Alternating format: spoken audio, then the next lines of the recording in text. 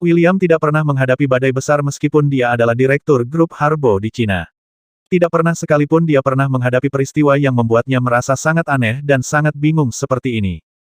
Apa yang harus saya lakukan? Pikiran yang tak terhitung jumlahnya berputar-putar dalam benaknya, tetapi dia menemukan bahwa tidak ada yang bisa dia lakukan. Dia bahkan tidak bisa menemukan orang yang bertanggung jawab atas pembunuhan sejauh ini, orang yang memberi mereka begitu banyak rasa sakit.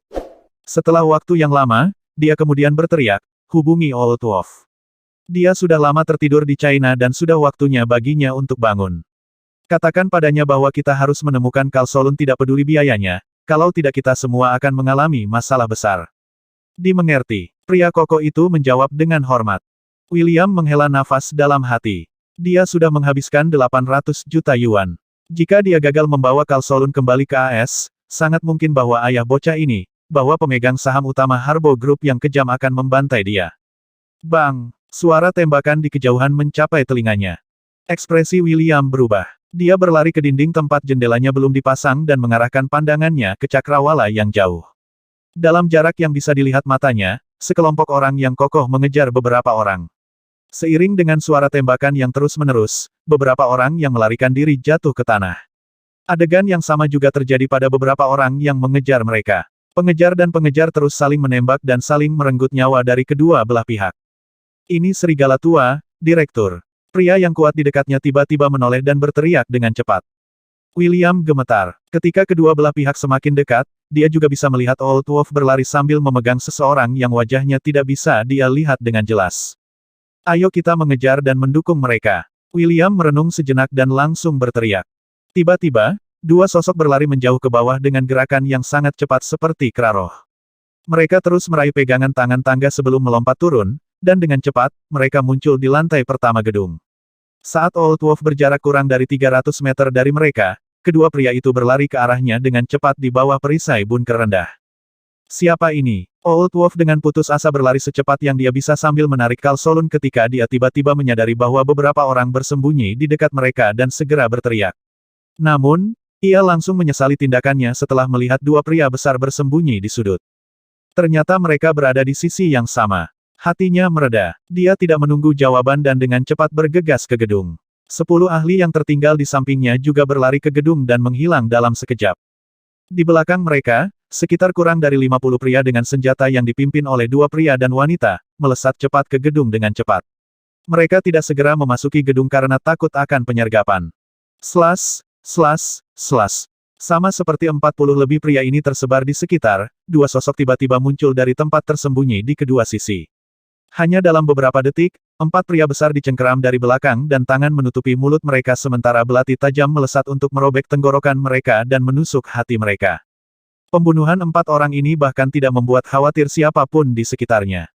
Di depan gedung, dari 3 orang yang bertindak sebagai pemimpin mereka adalah seorang wanita yang sangat tinggi. Aura yang kuat memancar darinya meskipun dia mengenakan kacamata berbingkai emas. Dia memutar lehernya dan dengan keras berkata, Jezek, C. Lawrence, orang-orang kita telah dengan jelas menyelidiki tenaga Harbo di Tiongkok. Kecuali guk-guk tua William, serigala tua ini adalah yang terakhir. Mereka berdua telah berlari ke sini untuk perjuangan terakhir mereka, jadi saya sarankan 3 pihak kami mengirim orang-orang kami untuk membunuh mereka segera. Jezek menyeringai mengerikan. Dia mengelus dagunya dan berkata, itu cukup sulit, tapi kami berhasil memaksa William melarikan diri ke tempat ini, jadi kami pasti bisa membunuh mereka tanpa ada yang memperhatikan. Dengan serigala tua melarikan diri di sini, itu berarti tempat ini adalah titik pertemuan yang ditunjuk mereka. Mari kita berhenti menunda-nunda dan serang mereka. Menyerang. C. Lawrence juga berteriak dengan keras. Di dalam gedung, William memandang Kal Solun yang dibawa oleh serigala tua. Niat membunuh yang menjulang terlihat di matanya saat ia menyesali pilihannya dalam menyerang Long Zhengyu dan menggunakan si bodoh ini Sol Kalun untuk tujuan itu. Bagaimana insiden kacau ini bisa terjadi jika bukan karena insiden dengan keluarga panjang? William sobat, kita harus menemukan cara untuk melarikan diri dari tempat ini. Grup Dandelion, Cupid, dan Safa mengirim cukup banyak pakar mereka untuk mengejar kami. Kami hanya akan menunggu kematian jika kami tinggal di sini, kata Old Wolf. Dia adalah seorang pria berusia 40-an dengan kulit gelap dan sosok yang tidak begitu tinggi, tipe pria yang terlihat rata-rata dan tidak mencolok di antara kerumunan. William mengambil napas dalam-dalam dan menjawab, aku belum pernah begitu yakin sebelum ini, Tetapi sekarang aku bisa mengatakan bahwa mereka bertiga benar-benar menentang kita. Tapi ada sesuatu yang tidak saya dapatkan. Mengapa mereka bergabung secara tiba-tiba untuk berurusan dengan kita? Meskipun ada beberapa gesekan antara aku dan mereka, itu tidak cukup untuk membuat mereka merobek semua kesopanan dan berjuang sampai akhir yang pahit seperti ini. Selain itu, ada hal lain yang membuatku bertanya-tanya. Apakah mereka tidak ingin mendapatkan kontrak kerja sama dengan Magnificent Tank Corporation? Mata Old Wolf berkedip dan dia menjawab tanpa menjadi asin atau lemah, saya pikir kemungkinan ketiga perusahaan itu telah mencapai semacam perjanjian rahasia dengan Magnificent Tank Corporation. Entah itu atau Long City Star City terlibat dalam sandiwara ini. Tetapi singkatnya, kita sekarang adalah musuh bersama mereka baik di depan umum maupun dalam gelap. William menganalisisnya sebentar. Dia merasa tak berdaya di dalam, tetapi tidak ada cara lain yang lebih baik baginya, jadi dia mengeluarkan perintah. Beritahu mereka berdua bahwa kita mundur. Di lorong di mana lift ditunjuk untuk dibangun, tali digantung ke ruang bawah tanah. William dan anak buahnya meraih tali dan turun dengan cepat dan belasan orang tiba di tempat parkir bawah tanah. Ayo pergi. Bajingan itu tidak akan pernah mengharapkan kita melarikan diri. Temukan cara untuk melarikan diri ke Star City dan meninggalkan Cina secepat mungkin. Selama kita kembali ke AS, aku bisa membuat orang menyebalkan itu membayar harga yang menyakitkan. William dengan kuat mengangkat tinjunya dan berteriak dengan niat membunuh yang mendidih. Tetapi ketika suaranya memudar, sekelompok tokoh berkedip-kedip dan mendekat dengan cepat. Puluhan bayangan ini dengan cepat muncul di pintu masuk tempat parkir bawah tanah yang luas dalam beberapa detik. Di depan ada Jezek, C. Lawrence, dan wanita dengan aura pembunuhan mengepul, Avril. Mereka semua menatap belati ke arah William dengan jijik di wajah mereka. Jezek adalah orang pertama yang melangkah maju dan dengan tersenyum berkata, apakah Anda baik-baik saja, teman lama saya, Sir William? William mengerutkan kening dan, dengan niat membunuh meluap di matanya, dia dengan dingin menjawab, Jezek. Kau orang menyebalkan, guk-guk menyebalkan. Aku seharusnya membunuhmu di AS. Senyum di wajah Jezek menghilang tanpa jejak. Dia mengangkat lengan kanannya dan berteriak ketika dia menjatuhkannya, musnahkan mereka. Membunuh. C. Lawrence dan Avril tidak ragu-ragu. Semua orang telah sampai pada titik ini dan mereka semua adalah orang yang menentukan ketika datang ke pertempuran. Mereka segera menyerbu ke arah William dan selusin anak buahnya. Senjata tidak ada gunanya dalam situasi ini, jadi masing-masing dan setiap kombatan mengeluarkan senjata dingin masing-masing dan terlibat dalam pertempuran fana untuk sementara waktu. William sendiri ingin segera melarikan diri, tetapi dia terus direcoki oleh kelompok tiga Jezek. Jika bukan karena Old Wolf melindunginya di samping setelah dia menurunkan Kalsolun, dia akan terbunuh oleh orang-orang ini pada serangan pertama. Di sudut tersembunyi sekitar 10 meter dari tempat kejadian, tangan dengan topeng perunggu biasanya menyaksikan pemandangan yang sedang berlangsung dengan tatapan bersemangat di matanya. Pada saat yang sama, dia memegang perekam video untuk merekam adegan pertarungan ini. Membunuh mereka semua. William memiringkan kepalanya dan menderu dengan tiba-tiba. Jasnya tiba-tiba meledak saat otot-otot di seluruh tubuhnya mulai berkontraksi. Hanya dalam beberapa tarikan napas, ukuran sosoknya diperbesar beberapa kali dan tingginya sekarang mencapai sekitar 2 meter dengan rambut-rambut yang memanjang dari kepala sampai ujung kaki. Kamu manusia serigala. Jezek, C. Lawrence, dan Avril terperangah. Jezek, namun, merasakan penyesalan yang dalam setelah mengetahui bahwa William adalah manusia serigala. Dia mengayunkan pedang panjangnya ke arah Lawrence, yang posisinya sangat dekat dengannya, dan langsung membunuh pria itu sebelum dia menendang Avril sesudahnya. Perubahan mendadak benar-benar tidak terduga. Itu membuat semua pejuang di sekitar berhenti berkelahi dan memandang Jezek dengan wajah tidak percaya. Jezek mengangkat kepalanya dan meraung ketika tubuhnya mulai berubah. Hanya dalam beberapa detik, dia juga berubah menjadi manusia serigala. Murid-murid Avril menyusut dan dia dengan marah berteriak, manusia serigala terkutuk ini semua adalah anggota klub Stygian. Aku benar-benar gagal menyadari bahwa grup Harbo dan Dandelion yang terkutuk ini ternyata adalah industri yang dimiliki oleh klub Stygian. Semuanya, bunuh mereka, membunuh mereka semua. William tampak sangat gembira. Tidak pernah terlintas dalam benaknya bahwa Jezek, yang dulunya memiliki banyak dendam dengannya, ternyata menjadi manusia serigala seperti dia seorang anggota rasnya sendiri. Sejenak, perasaan naik kembali ke surga dari neraka membuatnya tertawa. Hahaha, ayo bunuh mereka semua, saudaraku. Ayo bunuh orang menyebalkan Cupid dan Safa ini. Membunuh, mati. Pertempuran fana yang intens terjadi lagi di tempat parkir bawah tanah yang tidak dibangun. Crossover Jezek menyebabkan pukulan serius terhadap grup Cupid dan Safa.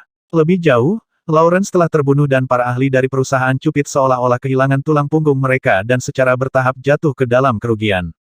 Sebuah sinar berkelap-kelip di mata merah Avril ketika dia melihat orang-orangnya jatuh di sekitarnya, serta orang-orang Cupid yang tampaknya memiliki niat untuk melarikan diri.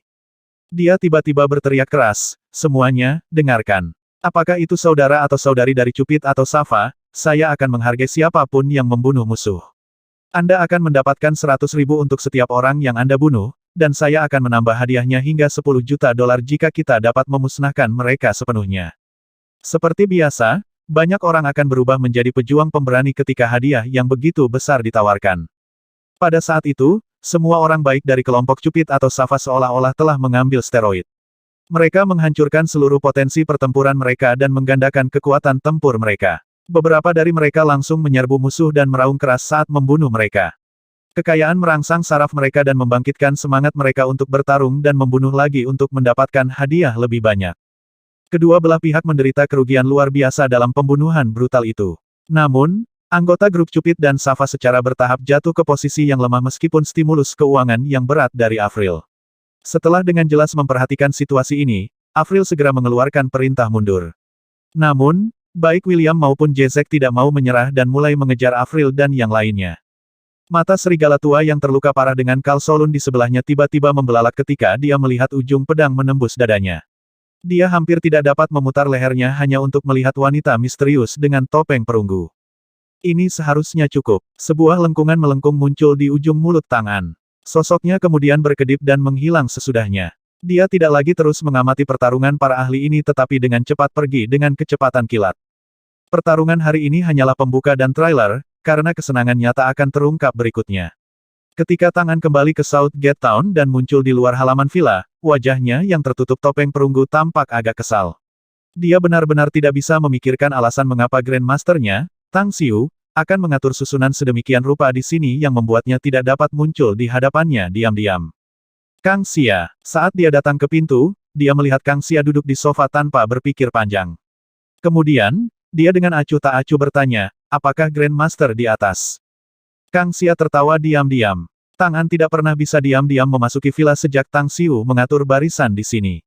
Dengan mulut sedikit miring setelah melihat sedikit kemarahan di mata Tangan, dia berkata, dia sedang menunggu berita di ruang kerjanya. Huff. Tangan mendengus pelan dan berbalik ke arah tangga. Di dalam ruang belajar, Tang Xiu memandang Tangan yang baru saja masuk dan segera bangkit dari sofa, bertanya, kamu sudah merekam semuanya. Tangan memberinya kamera dan menjawab, ini sudah difilmkan, tapi saya tidak mengejar untuk mengejar pengejaran terakhir. Anda harus menonton video ini, Grandmaster. Saya yakin Anda akan menemukannya sangat menarik. Ekspresi Tang Xiu sedikit berubah dan dia segera memutar video. Setelah beberapa lama, dia menoleh ke Tangan dengan ekspresi aneh dan bertanya, jadi orang-orang klub Stygian ada di belakang Dandelion. Tetapi untuk berpikir bahwa yang berada di belakang Harbo Group juga dari Stygian Club agak tidak terduga. Itu artinya, ayah Kal Solun harus menjadi anggota, bukan? Itu benar. Tangan mengangguk. Bahkan jika tidak, dia harus memiliki hubungan yang mendalam dengan klub Stygian. Tang Xiu menarik napas dalam-dalam dan berkata, aku memberimu tugas lain, An. Segera sebarkan video ini. Pastikan setiap kekuatan yang datang ke Star City menerima video ini, tetapi ingat untuk melakukannya secara rahasia. Selain itu, kirimkan video ini ke markas besar dari 4 perusahaan di AS.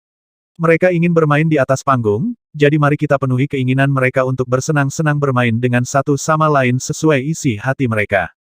Tangan mengangguk sebagai jawaban. 2 dari 3 kekuatan teratas di dunia terlibat. Terlepas dari Stygian atau piramida, kedua kekuatan ini sudah dalam ayunan penuh dalam bentrokan mereka. Bahkan jika masalah ini tidak dapat membuat mereka merobek semua kesopanan yang tersisa, sangat mungkin bahwa ini akan menambah bahan bakar ke api. Juga, apakah ada hal lain yang ingin Anda lakukan, Grandmaster? Tang Xiu menyipitkan matanya dan perlahan berkata, hubungi tim Moawu untuk menangani masalah di Jepang secepat mungkin dan kemudian pergi ke AS untuk mengintai di berbagai kota di sana. Saya pikir pertempuran antara Stygian dan piramida ini akan berakhir dalam 2 bulan, jadi setelah pertikaian mereka berakhir, Jinxi akan segera menuju ke AS dan mulai meletakkan dasar untuk jaringan intel kami di sana. Aku mengerti. Tangan mengangguk. Moawu dan yang lainnya mungkin belum pernah terlibat dalam pekerjaan intelijen sebelumnya, tetapi mereka memang memiliki pengalaman dalam masalah intelijen karena mereka sering berurusan dengan organisasi intelijen ketika melakukan misi mereka di masa lalu. Saya yakin mereka bisa meletakkan fondasi sehingga prototipe jaringan Intel dapat dibentuk ketika Jin Si menangkap di sana. Benar. Jadi pergilah, kalau begitu. Tang Xiu melambaikan tangan dan mengawasinya meninggalkan ruang belajar dengan mata berkedip-kedip. Gejolak antara perusahaan-perusahaan besar di AS dan pertempuran antara dua kekuatan super ini pasti akan membuat dunia bergolak. Ini berarti bahwa itu juga akan memberikan kesempatan bagi Sekte Tang untuk memancing di perairan yang bermasalah dan menuai manfaat besar. Sebelum ini, fondasi Sekte benar-benar terlalu lemah, jadi dia tidak pernah mengambil langkah besar. Dia bahkan harus menemukan cara untuk menghindari konflik antara murid-murid Tang Sekte dan semua kekuatan kultivasi dari berbagai negara yang pergi ke perairan Pulau Sembilan Naga saat itu. Tapi sekarang, meskipun sektenya tidak bisa disebut kuat, mereka sudah memiliki modal yang cukup. Jika dia menunggu selama beberapa tahun, dia bisa berharap untuk melihat kekuatan sekte menjadi lebih kuat ketika bakat kultivasi yang luar biasa dari pasukan anak-anak mulai menonjol. Tiba-tiba, dia mengingat satu hal. Itu tentang tim Banshu. Dia tidak pernah bertanya kepada mereka tentang kultivasi mereka meskipun mereka telah memperoleh seni kultivasi. Dia kemudian mengeluarkan ponselnya dan memutar nomor Banshu.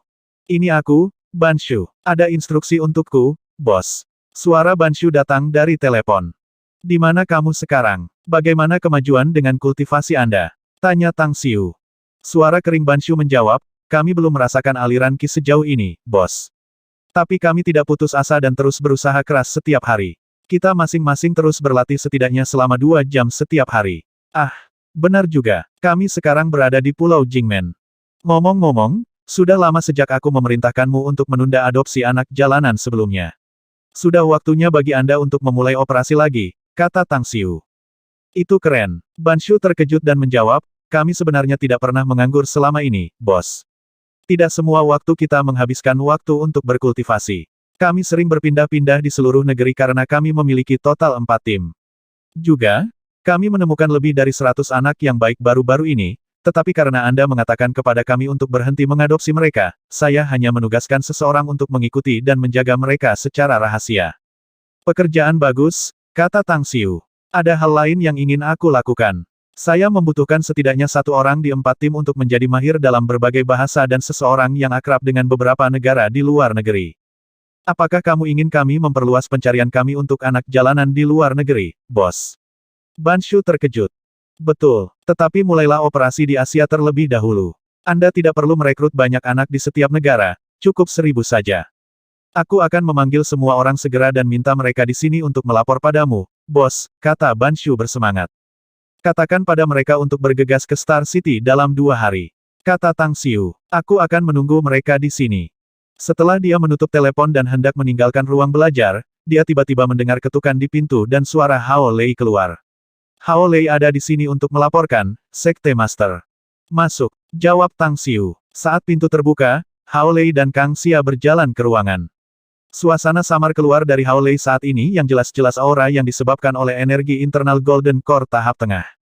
Tidak buruk. Tang Xiu mengangguk padanya dan kemudian mengambil cincin interspatial lain dari cincinnya. Dia kemudian menyerahkannya kepada Hao Lei. Ini adalah artikel yang akan dilelang. Jatuhkan darahmu terlebih dahulu untuk kepemilikan cincin dan lihatlah. Hao Lei mengangguk dan mengambil cincin itu. Tidak lama setelah dia mengikuti perintah Tang Xiu untuk menjatuhkan darahnya, wajahnya yang cantik tampak kusam karena tidak percaya di matanya. Dia benar-benar terkejut. Dia tidak pernah bermimpi bahwa Tang Xiu dapat memberikan begitu banyak harta. Belum lagi keping perhiasan, dia bisa tahu bahwa ratusan barang antik dan barang antik ini adalah harta yang sangat berharga. Jual semua barang ini dilelang 1 kali, kata Tang Xiu. Selain itu, aku ingin kamu mendirikan rumah lelang besar. Saya pikir tempat terbaik untuk itu adalah di Shanghai. Saya memberi Anda 1 miliar yuan untuk dana promosi sebelumnya, dan saya akan memberi Anda 5 miliar lebih untuk mendirikan rumah lelang ini. Hao Lei berpikir sejenak dan perlahan menjawab, kita harus memiliki bangunan eksklusif milik kami jika Anda ingin mendirikan rumah lelang, Sek Master. Saya tidak berbicara tentang penyewaan beberapa lantai di beberapa bangunan, tetapi sebuah gedung yang sepenuhnya milik kita. Hal-hal mendesak lainnya juga termasuk juru lelang dan staf tetap, bersama dengan personel keamanan harus menjadi prioritas utama mengingat nilai benda yang disimpan di rumah lelang. Saya tidak akan repot berurusan dengan aspek-aspek ini, jadi saya memberi Anda wewenang penuh untuk mengelolanya. Tang Xiu berkata, juga, saya akan menghubungi Xiao Xue nanti untuk memintanya mentransfer sekelompok ahli dari sekte untuk membantu Anda. Hao Lei ragu-ragu sejenak sebelum mengangguk. Lalu, aku akan melakukan yang terbaik. Ketika senja datang dan gumpalan merah bercahaya mewarnai langit merah, angin dingin mulai bertiup ke setiap sudut Star City dan membawa rekaman tertentu ke tangan beberapa ratus pasukan. Namun, video berdurasi 10 menit itu menimbulkan kegemparan besar, dan kekuatan-kekuatan ini terus mengirimkan video ke seluruh dunia melalui internet. Beijing, Markas Besar Biro Kemampuan Khusus. Duan Mulin, yang baru saja makan malam, sedang berbicara dengan Zulong tentang masalah binatang buas setan di Himalaya ketika seorang pria muda kurus dengan cepat bergegas ke ruangan dan melewati PC tablet, melaporkan. Ketua, kami baru saja menerima cuplikan rekaman dari Star City. Star City. Duan Mulin mengerutkan kening dan, setelah mengambil tablet, bertanya, di mana Tang Xiu? Dia di Star City, jawab pemuda itu. Duan Mulin menggelengkan kepalanya dan memaksakan senyum masam. Bocah ini benar-benar berbakat dalam menggerakkan segalanya. Dia selalu membangkitkan peristiwa besar dimanapun dia pergi. Persis seperti kekacauan di Jepang beberapa waktu lalu, yang disebabkan oleh dia pergi ke sana. Saya menduga bahwa kejadian ini juga merupakan salah satu kerajinan tangannya. Sayangnya mari kita tonton rekamannya terlebih dahulu. Saya harap bocah ini tidak membuat kekacauan yang berlebihan. Tapi Chief, konten video itu tidak ada hubungannya dengan Tuan Tang, meskipun saya yakin dia sangat terkait dengan insiden itu jika kita menggali lebih jauh, kata pemuda itu. Secara akurat, itu tidak terpisahkan dari perusahaannya, Magnificent Tang Corporation. Saat Duan Mulin diam-diam menonton video, ekspresi aneh muncul di wajahnya. Harus ada 4 kekuatan yang terlibat dalam rekaman ini. Saya perlu tahu dari mana mereka berasal. Pria muda itu menyerahkan dokumen di tangannya kepadanya dan berkata, mereka berasal dari perusahaan besar Amerika, yang semuanya berada di 50 perusahaan teratas dunia. Anda juga tahu bahwa Magnificent Tang Corp telah mengeluarkan pengumuman bahwa mereka membuka kesepakatan kerja sama untuk posisi distributor produk mereka di berbagai negara di seluruh dunia, sehingga perwakilan perusahaan dari berbagai negara datang ke Star City. Keempat kekuatan yang terlibat dalam pertempuran dengan rekaman itu semuanya berasal dari 4 perusahaan Amerika. Selain itu, kami juga telah menyelidiki mereka dan kekuatan di balik Dandelion dan Harbo haruslah klub Stygian. Duan Mulin membaca dokumen itu dan ekspresinya tampak muram. Dia tidak tahu apa yang dijual Tang Xiu, juga tidak tahu dari mana sumber rekaman ini berasal.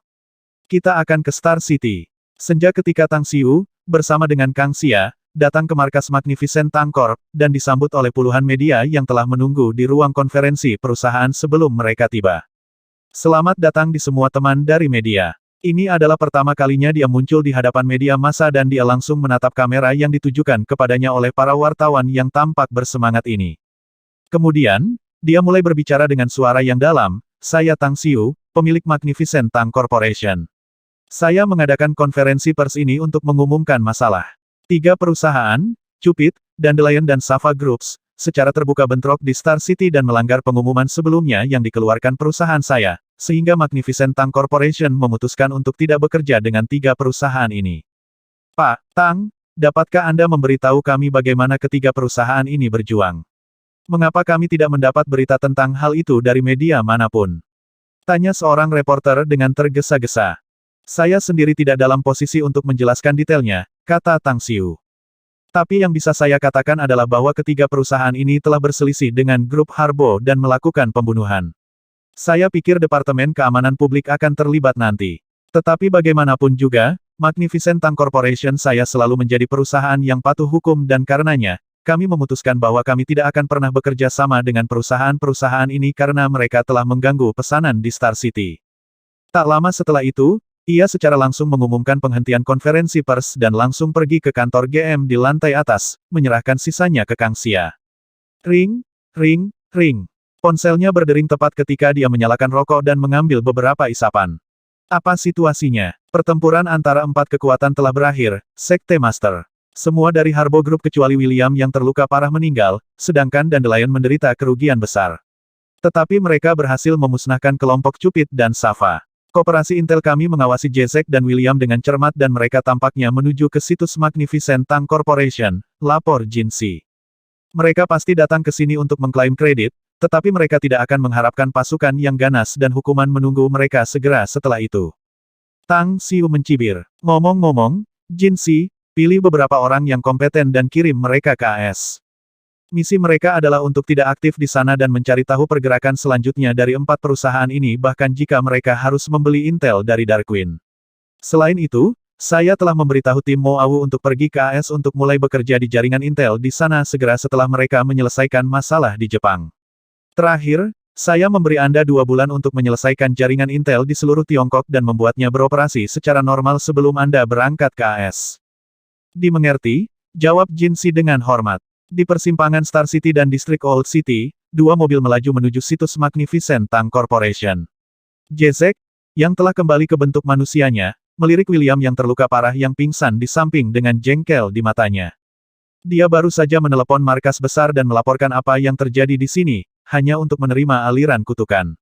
Alasannya sederhana berkelahi satu sama lain. Itu membuatnya merasa dirugikan karena dia tidak pernah tahu bahwa Harbo Group ada di pihak mereka. Belum lagi bahwa perselisihan antara kedua perusahaan memang ada, untuk memulai. Namun, atasan langsungnya mengabaikan semua yang dia katakan dan memberinya hukuman mati setelah melemparkan kutukan beracun itu. Dia diperintahkan untuk memegang perusahaan Magnificent Tank dengan ketat dan berjuang untuk mengamankan hak distribusi di AS untuk produk perusahaan itu terlepas dari kerugiannya. Seharusnya bisa dilakukan itu tidak akan menjadi masalah, kan? Jezek mengingat pembicaraan rahasianya dengan Tang Xiu sebelumnya dan merasa cukup lega. Selama pembicaraan kerja sama ini berhasil, ia akan menjadi pahlawan setelah kembali. Pada saat itu, dia pasti akan mendapatkan hadiah dan mungkin bisa melangkah lebih jauh dan menjadi tokoh utama di kantor pusat perusahaan. Dering, ding. Nada dering notifikasi terdengar dari ponsel di sakunya. Itu adalah temannya yang mengirim video dan menambahkan beberapa teks di bawahnya, menyebabkan ekspresinya sangat berubah. Aku benar-benar tidak berharap kamu menjadi manusia serigala legendaris, Jezek. Tampaknya Dandelion Company milik seseorang dari klub Stygian, ya. Putri saya meninggal di tangan para orang menyebalkan klub Stygian itu. Saya akan melihat Anda merangkak dan berlutut dan mengetuk kepala Anda di depan saya ketika Anda kembali ke AS nanti. Jezek dengan cepat membuka lampiran video yang membuat ekspresinya berubah menjadi sangat terkejut dan tidak percaya. Ini apa yang terjadi? Bagaimana bisa seseorang secara tersembunyi merekam pertarungan? Tempat itu begitu sunyi sehingga bahkan tidak ada pekerja terlihat di sana. Siapa keberanian yang mengambil video ini diam-diam? Dering, ding. Teks masuk lainnya. Ekspresi Jezek langsung memucat setelah menonton video baru saat kekuatan dan alasan meninggalkan seluruh keberadaannya. 2 teks dan video ini mengejutkannya, terutama yang terakhir yang merupakan cuplikan dari Magnificent Tank Corporation di mana pidato Tang Xiu yang muram dan suram seperti menusuk hatinya. Bagaimana ini bisa terjadi? Jezek mengambil napas dalam-dalam dan segera memutar nomor Tang Xiu. Pak, Bao. Jezek, Tang Xiu menjawab dengan suara berat, kamu membuatku sangat kecewa dan geram. Saya sudah memperingatkan Anda sebelumnya bahwa Anda harus berhati-hati dan berhati-hati dalam tindakan Anda, namun pertarungan Anda terlihat dan ditangkap oleh seseorang. Tapi yang paling penting adalah, apa sebenarnya dirimu? Bagaimana Anda beralih ke sesuatu seperti manusia serigala di dunia barat, ya? Kamu dan William seperti manusia serigala di film. Aku jawaban Jezek tersangkut di tenggorokannya setelah dibombardir dengan pertanyaan ingin tahu. Lupakan saja. Tang Xiu mencibir lagi. Aku tidak peduli siapa kamu. Tapi apa yang kamu lakukan itu bertentangan dengan keinginanku. Anda sudah tahu bahwa saya tidak ingin ada yang menyebarkan kejahatan di Star City, namun Anda telah mengekspos diri Anda dan tertangkap basah. Anda dapat mengatakan bahwa semua orang dari berbagai negara di dunia telah menerima video itu sekarang, yang membuat peluang kerja sama di antara kami menjadi mustahil. Selanjutnya, Anda harus menjelaskan mengapa Anda melewati sisanya dan bergabung dengan William. Dia dalang yang telah melukai teman saya. Ini, Jezek terdiam dan bingung. Jangan pernah berpikir kamu bisa membodohiku tentang masalah ini dengan berpura-pura bisu dan bisu, Jezek. Tang Xiu melanjutkan dengan suara berat, selamat telah merusak harapan saya untuk Anda setelah pembicaraan rahasia itu. Tapi aku ingin bertanya sesuatu padamu. Apakah Anda ingin bermain saya dengan sengaja? Anda salah paham, Tuan Tang. Bagaimana saya bisa mempermainkanmu? Jawab Jezek buru-buru. Aku hanya menyadari bahwa Harbo ternyata memiliki hubungan yang dalam dengan Dandelion Groupku ketika bertarung. Anggap saja bos besar dari 2 perusahaan adalah anggota dari kelompok yang sama. Tut, tut, tut. Tang Xiu langsung menutup telepon. Perasaan ingin menangis tetapi tidak bisa meneteskan air mata membanjiri hati Jezek begitu dia mendengar nada putus hubungan. Dia tahu bahwa tidak mungkin lagi untuk mengamankan kerjasama antara Dandelion Group dan Magnificent Tank Corporation tidak peduli sekeras apapun dia berusaha. Lebih jauh, dia bisa berharap akan dihukum berat setelah kembali karena dia gagal misi. Tidak, saya harus melihat Tang Xiu dan menjelaskannya kepadanya secara langsung.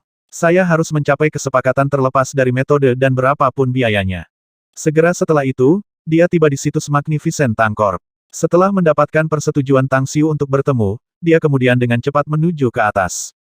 Saat dia melihat Tang Xiu, Jezek buru-buru berbicara, "Tolong dengarkan penjelasan saya, Tuan Tang." Tang Xiu duduk di sofa dengan wajah dingin. Dia mengepulkan asap dan berkata dengan nada yang sangat tidak puas, "Apalagi yang bisa Anda jelaskan? Andalah yang secara proaktif mendatangi saya dan diam-diam bernegosiasi untuk mengajar orang-orang Harbo itu. Saya tidak memberi Anda persetujuan saya terlebih dahulu, tetapi Anda tampak sangat bersemangat. Saya dengan enggan menyetujui saran Anda karena saya memang memiliki niat untuk bekerja sama dengan perusahaan dan dandelion Anda. Lalu apa yang saya dapatkan sebagai balasannya? Ya, ternyata Anda dan Harbo berada di sisi yang sama. Jadi, katakan padaku, bagaimana aku harus menghadapmu sekarang? Anda terus bergerak maju dan dengan putus asa mendorong saya ke lawan Anda, apakah Anda mencoba berurusan dengan saya atau apa?" Jezek hampir menangis dan mati-matian menggelengkan kepalanya. "Ini semua salahku, Tuan Tang. Hanya saja saya tidak berharap William menjadi salah satu dari kita. Saya tidak pernah tahu bahwa Harbo dan Dandelion ternyata juga berada di sisi yang sama. Saya tidak akan pernah datang kepada Anda untuk mendapatkan persetujuan Anda dan mencoba yang terbaik hanya untuk sia-sia dan membayar harga yang besar seperti ini. Baiklah, saya tidak akan berdebat tentang klaim Anda bahwa Anda tidak tahu apa-apa tentang itu," kata Tang Xiu. "Tapi bagaimana dengan video itu? Siapa di dunia di belakang layar dan apa yang bisa menjadi agenda mereka? Mengapa mereka harus mengeksposnya setelah saya dan perusahaan saya menyatakan bahwa ada masalah tidak diperbolehkan? Tidakkah Anda melihat lelucon ini bertujuan untuk merusak reputasi perusahaan saya? Kenapa ini bisa seserius itu?" Jezek mengerang ke dalam dan tergagap. "Saya tidak tahu siapa yang bisa bersembunyi di sana dan diam-diam mengambil video, Tuan Tang. Tetapi selama Anda tidak menolak tawaran kerja sama dari perusahaan saya dapat meyakinkan Anda bahwa saya akan menemukan orang-orang yang merekam video dan mengajari mereka pelajaran yang sulit." Tang Xiu mencibir ke dalam tetapi dengan sengaja menyatakan kemarahannya di permukaan saat dia menjawabnya dengan suara berat, "Saya akan mempertimbangkannya jika Anda dapat menemukan orang yang mengambil video, Jezek. Mengekspos perjanjian antara kami dan menghancurkan reputasi perusahaan saya adalah sesuatu yang tidak dapat saya terima." Jezek tampak gembira karena dia yakin bisa menemukan orang menyebalkan yang merekam video itu. Syuting adalah sesuatu yang akan meninggalkan beberapa petunjuk, dan apa yang bisa dilakukan oleh manusia serigala ketika menghadapi situasi seperti itu. Dia yakin bahwa sifat bawaannya sebagai manusia serigala dalam pendengaran dan penciuman dapat menghasilkan beberapa hasil yang tidak terduga. Tentu saja, dia tidak membuat keputusan ini dengan ceroboh karena dia masih memiliki kartu lain. Itu membeli intel dari organisasi Darkwing yang sangat akal. Dia dapat membeli informasi dari organisasi ini jika dia gagal menemukan orang yang merekam video. Beberapa menit kemudian, Jezek meninggalkan kantor pusat Magnificent Tang Corp dengan puas. Dia tidak memperhatikan bahwa Tang Xiu sedang mencibir padanya dan mengawasinya pergi di dekat jendela ruang konferensi di mana dia baru saja bertemu dengannya. 10 malam, Tang Xiu baru saja kembali ke kota gerbang selatan ketika dia melihat ibunya, Su Lingyun, berpegangan tangan dengan Andi, tampaknya dengan gembira terlibat dalam pembicaraan tentang sesuatu. Sambil berjalan menuju villa, mereka juga membawa beberapa tas penuh barang seolah-olah mereka baru saja selesai berbelanja. Bunyi klakson, bunyi klakson. Tang Xiu meniup klakson mobil dan menghentikan mobil di dekat kedua wanita itu, membuka pintu mobil dan berkata sambil tersenyum, "Ku dengar kau pergi ke Beijing, Bu. Kapan kamu kembali?" Ekspresi terkejut yang menyenangkan muncul di wajah Su Lingyun ketika dia melihat Tang Xiu. Dia tersenyum menjawab, "Saya mendengar bahwa Anda telah kembali ke Star City, jadi saya bergegas kembali. Saya baru saja tiba malam ini dan ingin menghubungi Anda. Tapi kemudian saya bertemu Andi dan dia bilang kamu pergi ke perusahaanmu dan sepertinya ada sesuatu yang penting yang harus kamu lakukan. Itu sebabnya saya tidak memanggil Anda. Bagaimanapun, Xiu kamu harusnya tinggal lebih lama di Star City kali ini, kan?" "Ya, saya pikir saya akan tinggal lebih lama kali ini jika tidak ada yang terjadi, Bu." Tang Xiu tersenyum menjawab, "Ngomong-ngomong, masuk ke mobil, Bu, Andi." Baik, setelah Su Lingyun dan Andi naik, mereka cepat pulang. Namun, sama seperti ibu dan putranya belum mulai mengobrol, seorang wanita yang bertanggung jawab untuk melindungi Su Lingyun dan ditugaskan untuk tinggal di gerbang selatan, Tou memasuki ruang tamu dengan tergesa-gesa tepat ketika mereka tiba. "Apa katamu, Duan Mulin?" Tang Xiu mengangkat alisnya dengan ekspresi yang sedikit terkejut. Dia memang menebak bahwa Duan Mulin akan datang untuknya, tetapi dia tidak menyangka dia akan datang begitu cepat. Itu hanya beberapa jam setelah rekamannya tersebar, bukan? Mungkinkah Duan Mulin saat ini berada di Star City atau kota terdekat? Segera setelah itu, Tang Xiu secara pribadi menyapa Duan Mulin. Melihat lelaki tua itu membawa 2 botol nektar milik Tuhan, dia tersenyum masam dan berkata, "Untuk apa kamu membawa anggur, Duanmu senior? Saya mungkin tidak memiliki banyak hal di sini, tetapi saya dapat menjamin saya memiliki cukup nektar Tuhan untuk diminum semua orang. Aku tahu kau mendapat banyak anggur nektar dari Tuhan karena kaulah yang memproduksinya." Jawab Duan Mulin sambil tersenyum. "Tapi aku khawatir aku tidak akan makan malam tanpa anggur, tahu kan?" Tang Xiu tidak bisa menahan tawa sebagai tanggapan. Lalu, dia mengundang Duan Mulin ke dalam. Setelah ibunya dan Duan Mulin bertukar basa-basi dan dia pergi ke dapur dengan tergesa-gesa, dia dan Duan Mulin menuju ke ruang kerja di lantai 2. "Katakan padaku, apa yang baru saja kamu lakukan, nak?" Duan Mulin memandang Tang Xiu bertanya dengan senyum tipis tepat saat dia duduk di sofa. Tang Xiu menggosok tangannya dan menyeringai menjawab, "Yah, sepertinya aku tidak akan pernah bisa lepas dari matamu apapun yang kulakukan, senior Duanmu. Tidak ada yang layak dikhawatirkan karena tidak ada acara besar. Teman saya, Long Zhengyu, terluka oleh orang-orang dari perusahaan Amerika, Harbo Group. Saya baru saja menarik beberapa string di tengah, tetapi saya akan menyimpan detail pada proses. Singkatnya, saya membuat mereka berkelahi. Bajingan Harbo itu menderita kerugian besar dan yang lainnya berakhir buruk juga. Saya yakin Anda juga sangat jelas tentang apa yang terjadi di Star City, bukan, senior Duanmu? Aku tahu sedikit tentang itu, tapi aku tidak tahu apa yang akan terjadi selanjutnya, jawab Duan Mulin sambil tersenyum. Bagaimanapun, itu seharusnya penampilan para manusia serigala di video yang membuatmu datang ke sini, senior Duanmu. Tang Xiu melanjutkan, aku bisa memberitahumu tanpa syarat dalam hal itu. Pada kenyataannya, satu di belakang Harbo dan Dandelion Groups tidak lain adalah Stygian Club, dan pendukung di belakang perusahaan lain adalah Piramida. Kedua pihak ini telah memiliki beberapa bentrokan sebelum ini dan konflik tersebut kemungkinan melibatkan 3 pihak, jadi saya hanya menambahkan lebih banyak bahan bakar ke api untuk menyeret kekuatan-kekuatan ini ke dalam konflik yang lebih dalam di seluruh dunia. Duan Mulin terguncang ke dalam dan bertanya dengan suara yang dalam, bagaimana dengan Cina? Saya perlu tahu apa yang akan terjadi di sini.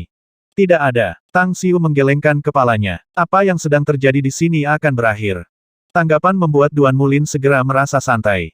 Tetapi kemudian dia bertanya lagi dengan rasa ingin tahu, kamu ingin klub Stygian bertarung melawan Piramida? Untuk apa? Apakah kamu tidak berpikir pertarungan antara pasukan asing dan melemahkan mereka hanya akan membawa hal-hal baik bagi negara kita, senior Duanmu? Tanya Tang Xiu kembali. Tidak ada yang salah dengan itu, bukan? Saya tidak bisa melihat kelebihan atau kekurangan dalam hal masalah ini. Aku hanya bisa melihatmu menarik senar di belakang, nak, kata Duan Mulin dengan senyum tipis. Kamu harus memiliki tujuan dalam pikiran. Pikiran untuk menguraikan lebih banyak untuk memuaskan keingintahuan saya. Tang Xiu berpikir sejenak dan kemudian berkata, Duanmu senior, klub Stygian telah berlari dengan segala macam kejahatan selama bertahun-tahun. Anda juga tahu bahwa mereka telah melakukan banyak sekali insiden yang menimbulkan kebencian dari siapapun setidaknya mereka yang menderita karena penganiayaan mereka. Piramida kemungkinan tidak sedikit lebih baik dari mereka, baik, mengingat semua jenis praktisi di antara mereka. Hal lain yang ada dalam pikiran saya adalah tentang sumber daya kultivasi di mana persaingan antara saya dan kekuatan-kekuatan ini tidak akan terhindarkan. Itu sebabnya saya tidak akan mengambil peran aktif untuk menyerang mereka tetapi menarik tali untuk menciptakan arena dog eat dog untuk mereka lawan. Akan sangat menyenangkan mendapatkan beberapa manfaat darinya. Duan Mulin menyipitkan matanya dan bertanya, Tang Xiu, apakah Anda memiliki target yang tepat di masa depan? Setelah mendengar pertanyaan itu, Tang Xiu berdiri langsung dari sofa. Dia menangkupkan tinjunya ke arah Duan Mulin dan berkata, Senior Duanmu, aku tahu bahwa hidup selama 180 tahun lagi tidak akan menjadi masalah bagimu karena diberikan kekuatanmu. Saya dapat memberitahu Anda bahwa tujuan saya adalah untuk menjadi immortal dan naik ke dunia immortal, yang merupakan pengejaran utama bagi para kultivator seperti saya. Jika maksudku, jika beberapa dekade kemudian aku dan murid-murid Tang Sek telah naik ke dunia immortal, aku akan membutuhkan bantuanmu untuk menjaga kerabat dan teman-temanku yang aku tinggalkan di bumi. Duan Mulin tiba-tiba bangkit dengan perasaan tidak percaya di wajahnya. Naik dan menjadi immortal. Apakah Anda bercanda, Tang Xiu? Bahkan jika kecepatan kultivasi Anda sangat cepat, bagi Anda untuk naik hanya dalam beberapa dekade adalah mustahil. Bahkan jika Anda dapat naik ke dunia immortal sendiri, tidak mungkin mengatakan bahwa Anda dapat mengambil semua kultivator dari Sekte Tang Anda, bukan? Saya bisa mencapainya, jawab Tang Xiu dengan suara yang dalam. Duan Mulin menggigil. Dia langsung mengepalkan tinjunya dan buru-buru bertanya, Tang Xiu, saya mungkin bukan seorang kultivator, tetapi saya pikir saya juga memiliki sedikit kemampuan. Karena kamu bisa membawa semua murid Tang Sekte ke dunia immortal, bisakah kamu membawaku ke sana juga? Apakah kamu yakin? Tanya Tang Xiu dengan ekspresi aneh. Saya yakin. Tentu saja. Duan Mulin mengangguk dengan tegas. Kau adalah Direktur Biro Kemampuan Khusus, yang membuatmu menjadi sosok yang sangat diperlukan di negara ini. Bisakah Anda benar-benar melepaskan apapun yang Anda miliki di bumi, seperti orang dan yang lainnya? Juga, Anda setidaknya harus mencapai tahap formasi roh jika Anda ingin naik ke dunia immortal. Mengingat kekuatanmu saat ini, apalagi seorang ahli tahap pembentukan roh, aku pikir kamu bahkan tidak cocok untuk seorang ahli inti emas, kan? Ekspresi Duan Mulin menegang dan ekspresi pahit menutupi wajahnya segera. Kemudian, dia mengangguk dengan senyum yang dipaksakan. Saya dapat meninggalkan semua yang saya miliki di bumi, baik itu orang-orang atau masalah sekuler lainnya. Bagaimanapun, saya sudah sangat tua dan, dalam beberapa dekade, tidak ada banyak orang dan hal-hal yang layak menjadi perhatian saya lagi. Sebenarnya persyaratan tingkat kultivasi yang membuat saya bingung. Tang Xiu tersenyum mengangguk. Itu sebabnya aku menyarankan kamu untuk meletakkan ide itu. Lakukan saja pekerjaan Anda dengan baik dan nikmati hari tua Anda. Tidak, ada yang hilang. Tiba-tiba Duan Mulin berbicara lagi. Saya pikir ada sesuatu yang tidak sesuai dengan apa yang Anda katakan, Tang Xiu. Sejauh yang saya tahu, ada banyak murid Tang Sek Anda yang masih di tahap pendirian yayasan. Mereka harus menembus inti emas dan tahap jiwa baru lahir jika mereka ingin mencapai tahap formasi roh dari tingkat kultivasi mereka saat ini. Saya percaya kecepatan kultivasi Anda sangat cepat, tetapi tidak mungkin kecepatan mereka secepat Anda. Jika mereka tidak dapat mencapai tahap formasi roh, apakah itu berarti mereka tidak akan bisa mengikuti Anda ke dunia immortal? Itulah alasan utama aku merencanakan dalam gelap untuk membuat Stygian dan Pyramid bertarung, senior duanmu. Tang Xiu berkata, alasan utama lainnya adalah aku ingin mencuri sumber daya mereka. Hanya dengan sumber daya yang sangat besar sebagai dukungan, orang-orang saya dapat terus menerobos dan akhirnya mencapai tahap formasi roh. Tentu saja, mereka yang gagal mencapai tahap formasi roh pada saat aku naik ke dunia immortal harus tetap tinggal. Mata Duan Mulin bersinar saat penjelasan Tang Xiu membuatnya melihat cahaya harapan lagi. Dia menyela dengan buru-buru, bisakah saya juga menjadi seorang kultivator, Tang Xiu? Saya akan melakukan apa saja untuk menjadi satu bahkan jika saya harus mulai dari awal. Itu bukan masalah, tentu saja. Tang Xiu mengangguk dan melanjutkan, tapi Anda memiliki bertahun-tahun di belakang Anda dan akan sulit bagi Anda untuk mencapai tahap formasi roh. Kecuali apa? Duan Mulin buru-buru mengejar. Kecuali jika Anda bisa mendapatkan sendiri sejumlah besar sumber daya kultivasi dan sepenuhnya menggunakan sumber daya yang ditumpuk dalam proses. Tang Xiu menjelaskan, namun, Anda juga akan menghadapi kekurangan karena itu akan membuat hampir mustahil untuk Anda menerobos lagi. Ini adalah dunia immortal yang legendaris. Duan Mulin mengertakkan gigi dan berkata, aku benar-benar ingin melihatnya. Ini adalah sesuatu yang tidak pernah saya bayangkan sebelumnya, tetapi saya percaya Anda tidak akan menipu saya. Oleh karena itu, saya masih akan puas bahkan jika level tertinggi yang bisa saya terobosan hanya sampai pada tahap formasi roh. Selain itu, aku masih akan lebih banyak kali lebih kuat daripada aku saat ini. Saya bisa mengajari Anda serangkaian teknik kultivasi, tetapi Anda harus memberi saya jaminan bahwa hanya Anda yang akan mempraktikkannya dan tidak meneruskannya kepada orang lain, kata Tang Xiu. Aku memberimu kata-kata saya tentang itu, jawab Duan Mulin tegas. Tang Xiu perlahan mengangguk. Setelah duduk di sofa, dia menyalakan sebatang rokok, mengambil beberapa isapan dalam dan berkata, baiklah, kita akan membahas detailnya nanti dan beralih ke apa yang terjadi sekarang. Itu larut malam ketika Duan Mulin meninggalkan Southgate Town dengan emosi yang kompleks. Dia perlu waktu untuk mencerna apa yang dikatakan Tang Xiu kepadanya. Dia tidak lagi peduli tentang insiden yang terjadi di Star City dan, sejak dia tahu Tang Xiu, dia sangat jelas dalam hal apapun yang dia lakukan. Paling tidak, dia tidak akan pernah melakukan sesuatu yang berbahaya bagi negara. Itu sudah cukup baginya. Tang Xiu bergegas ke rumah sakit medis Tiongkok Star City keesokan paginya. Long Zhengyu belum bangun dan Tang Xiu memeriksa kondisinya lagi untuk memastikan fungsi sistemnya secara bertahap pulih dan lukanya tidak bertambah buruk. Hanya setelah dia menyelesaikan pemeriksaan, dia akhirnya merasa lega. Tak lama kemudian, Dia menuju ke Magnificent Tang Corporation dan mengeluarkan serangkaian pesanan. Salah satunya adalah mengirim beberapa orang ke berbagai negara di seluruh dunia untuk menyelidiki latar belakang perusahaan multinasional yang datang ke Star City. 3 hari kemudian, dia menghubungi Jezek dan memintanya untuk menemukan hasil penyelidikan. Pria itu mengatakan kepadanya bahwa dia belum menemukan orang yang secara diam-diam merekam video. Tang Xiu segera mengungkapkan kemarahannya dan mengatakan pada Jezek untuk segera menghentikan penyelidikannya dan bahwa ia akan menyelidikinya sendiri. Dia juga memberitahu pria itu secara langsung bahwa Magnificent Tang Corporation tidak akan pernah bekerja sama dengan grup Dandelion.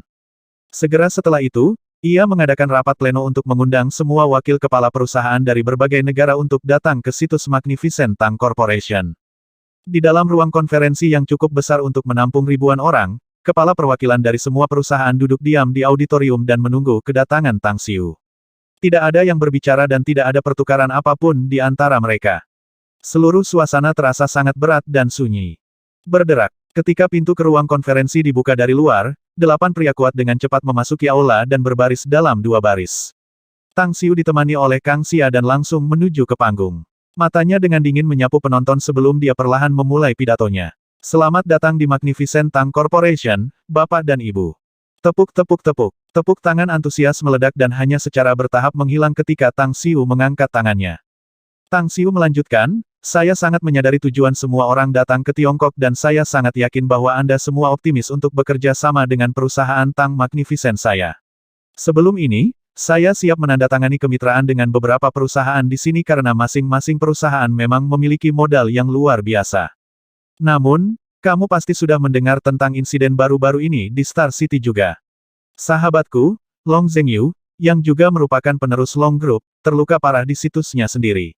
Dia masih tak sadarkan diri sekarang. Saya sangat marah ketika mengetahui hal itu, tetapi saya harus menekan kemarahan itu karena orang-orang yang menyakitinya sama seperti Anda atau lebih tepatnya, teman-teman perusahaan saya yang datang ke sini untuk perusahaan saya. Saya juga membantu membebaskan penyerang yang berasal dari Harbo Group dan memeras waktu saya untuk mengunjungi kediaman House Long bersama William dari perusahaan ini. Aku kelelahan dalam negosiasi dan bantuan yang harus kubayar untuk itu dan baru saat itulah aku nyaris tidak bisa membantu William membebaskan orang ini. Saya pikir itu adalah akhir dari insiden ini. Saya benar-benar melakukannya. Tapi apa yang terjadi selanjutnya? Hanya beberapa hari yang lalu, perwakilan dari 4 perusahaan memimpin sekelompok seniman bela diri di bawah mereka dan terlibat dalam beberapa pertempuran fana. 6 mayat bahkan ditemukan di sebuah hotel seperti Long S Dining Hall. Sekarang saya ingin menanyakan sesuatu kepada Anda di sini. Bahkan setelah Magnificent Tang Corporation mengeluarkan pengumuman itu, beberapa orang masih bertindak dengan cara yang bodoh dan ceroboh. Apakah Anda pikir kehormatan perusahaan saya sangat tidak berharga sehingga Anda hanya dapat membuat insiden besar di Star City? Apakah Anda pikir kata-kata Tang Xiu sangat tidak berharga sehingga Anda bisa menutup telinga? Kemarahan di mata Tang Xiu tampak lebih kuat saat dia berbicara sampai titik ini. Dia dengan erat mengepalkan tinjunya dan meninju meja dengan kuat dan berteriak, aku sekarang sangat marah karena para pejabat Cina sekarang berusaha menekan kita, mengatakan bahwa kita harus memperhatikan ketertiban umum dan stabilitas sosial Star City dan untuk tidak pernah bekerja sama dengan gangster dan sejenisnya. Karena itu, aku akan mengumumkan sikapku dengan serius kepada semua orang sekarang. Magnificent Tang Corporation tidak akan bekerja sama dengan perusahaan asing manapun untuk saat ini. Bahkan jika kamu menaruh segunung emas di depan mataku, kamu bisa berharap untuk menerima penolakanku. Tepat ketika suaranya memudar, semua perwakilan di aula konferensi tiba-tiba bangkit pada saat itu dengan rasa tidak percaya di wajah mereka. Banyak dari mereka yang memasang ekspresi kesal. Tapi kita tidak ada hubungannya dengan insiden ini, Tuan Tang. Anda tidak bisa begitu saja menyangkal kita seperti itu.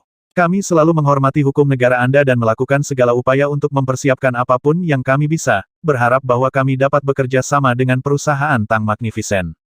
Pak Tang, keempat perusahaan Amerika itu memang tidak masuk akal. Mereka menganggap kata-kata Anda sebagai tontonan dan harus dihukum. Saya pikir itu tepat bagi perusahaan Anda untuk tidak bekerja sama dengan mereka. Tetapi kami tidak melakukan kesalahan dan bahkan menuangkan seluruh energi kami untuk mencapai kesepakatan dengan perusahaan Anda. Jadi tolong ambil kembali pernyataan Anda dan beri kami kesempatan. Saya percaya syarat saya akan memuaskan Anda. Tolong jangan bertindak berdasarkan dorongan hati, Tuan Tang. Kita semua pengusaha dan kerja sama adalah apa yang kita lakukan untuk menghasilkan kekayaan bersama. Anda hanya perlu mengabaikan mereka yang tidak mengikuti aturan dan bermain gangster seperti mereka. Tolong ambil kembali apa yang baru saja Anda katakan, Bos Tang. Kami benar-benar datang dengan ketulusan dan niat baik. Pak, Bao, banyak perwakilan berbicara dengan antisipasi di wajah mereka. Tang Xiu diam-diam mendengarkan mereka sampai mereka selesai berbicara. Lalu, dia dengan acuh tak acuh berkata, lalu, bagaimana aku bisa mempercayaimu?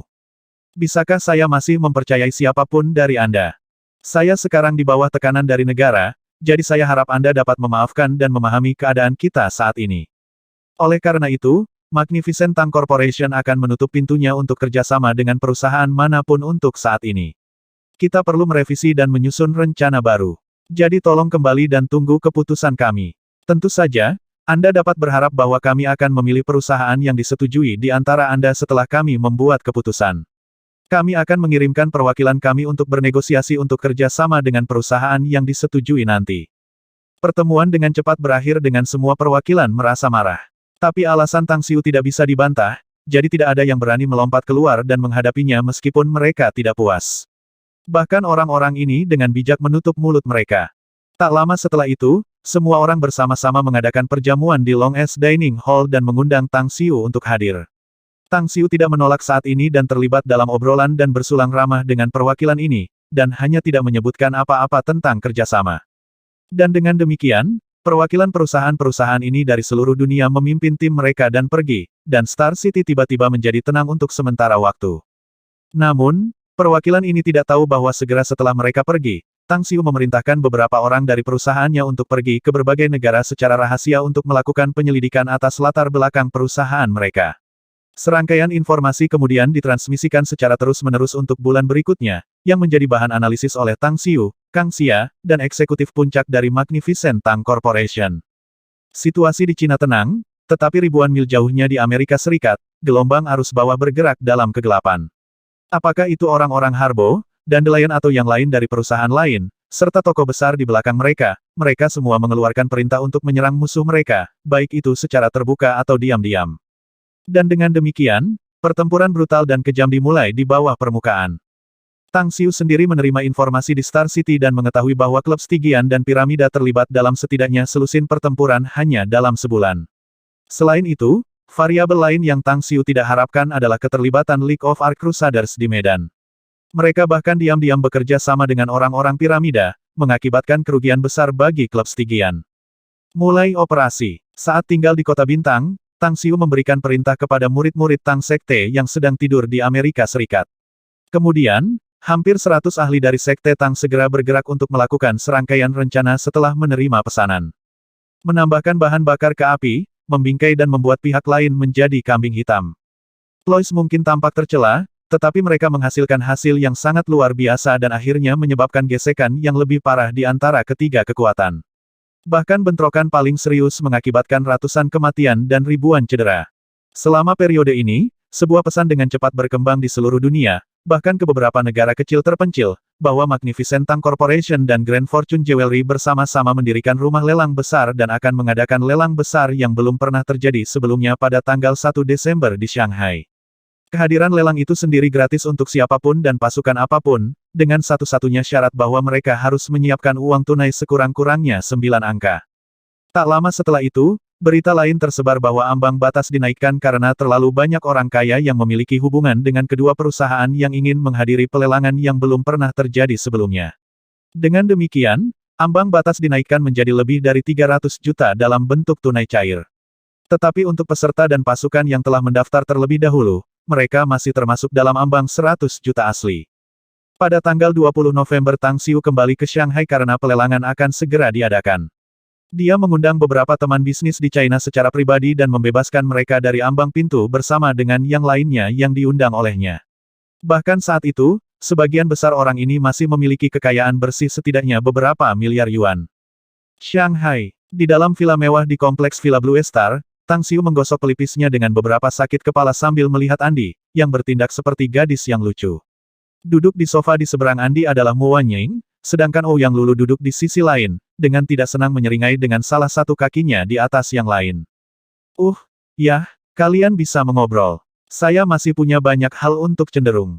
Tang Xiu benar-benar enggan tinggal di sini. Setelah meninggalkan kompleks Villa Blue Star dengan kecepatan yang sangat cepat seolah-olah dia melarikan diri dari sesuatu, barulah akhirnya dia merasa lega diam-diam. Dia percaya ketiga ratu itu tidak akan memulai Perang Dunia III karena mereka ada di rumahnya, jadi mereka setidaknya akan saling bertoleransi tidak peduli betapa berisiknya pertengkaran mereka. Kemana aku harus pergi? Wajah Tang Xiu tampak agak kusam ketika dia berdiri di pintu masuk Blue Star Villa Kompleks dan melihat mobil yang datang dan pergi di jalan. Baru pada saat itulah dia menyadari bahwa dia tidak punya tempat untuk pergi. Ring, ring, ring. Nada dering garing dari telepon genggamnya berdering, jadi dia langsung mengeluarkannya dan menatap penelepon di layar. Penelepon itu ternyata adalah Jin Xingqi. Ada apa, kakak Jin? Tanya Tang Xiu langsung setelah dia mengangkat telepon. Aku memanggilmu sejak aku mendengar kamu telah kembali ke Shanghai, saudara Tang, jawab Jin Xingqi dengan nada bahagia. Ngomong-ngomong, apa kamu punya waktu supaya kita bisa minum beberapa gelas? 1205.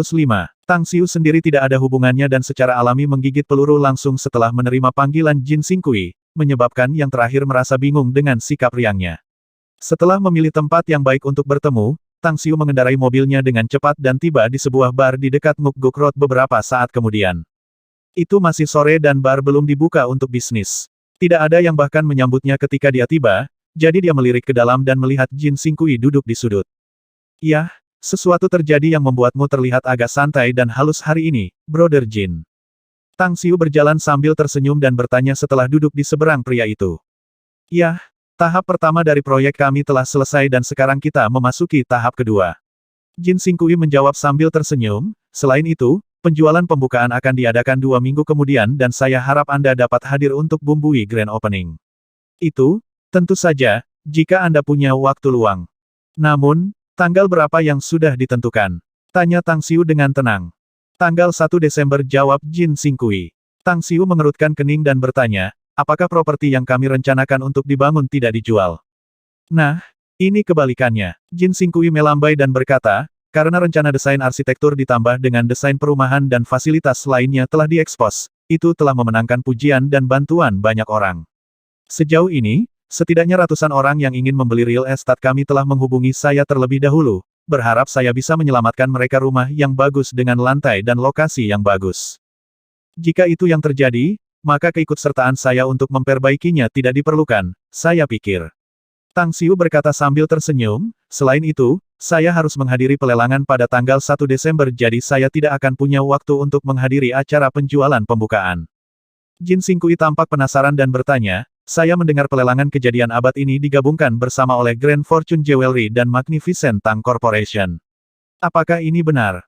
Ya, Tang Xiu mengangguk. Jin Xingqi tampak bersemangat dan menyeringai berkata, Saudara Tang, saya telah menerima jawaban resmi bahwa saya memenuhi syarat untuk menghadiri lelang kejadian abad ini, tetapi posisi saya harus sangat jauh, meskipun itu sudah diberikan sejak saya bahkan tidak ada dalam daftar orang terkaya di dunia, untuk memulai.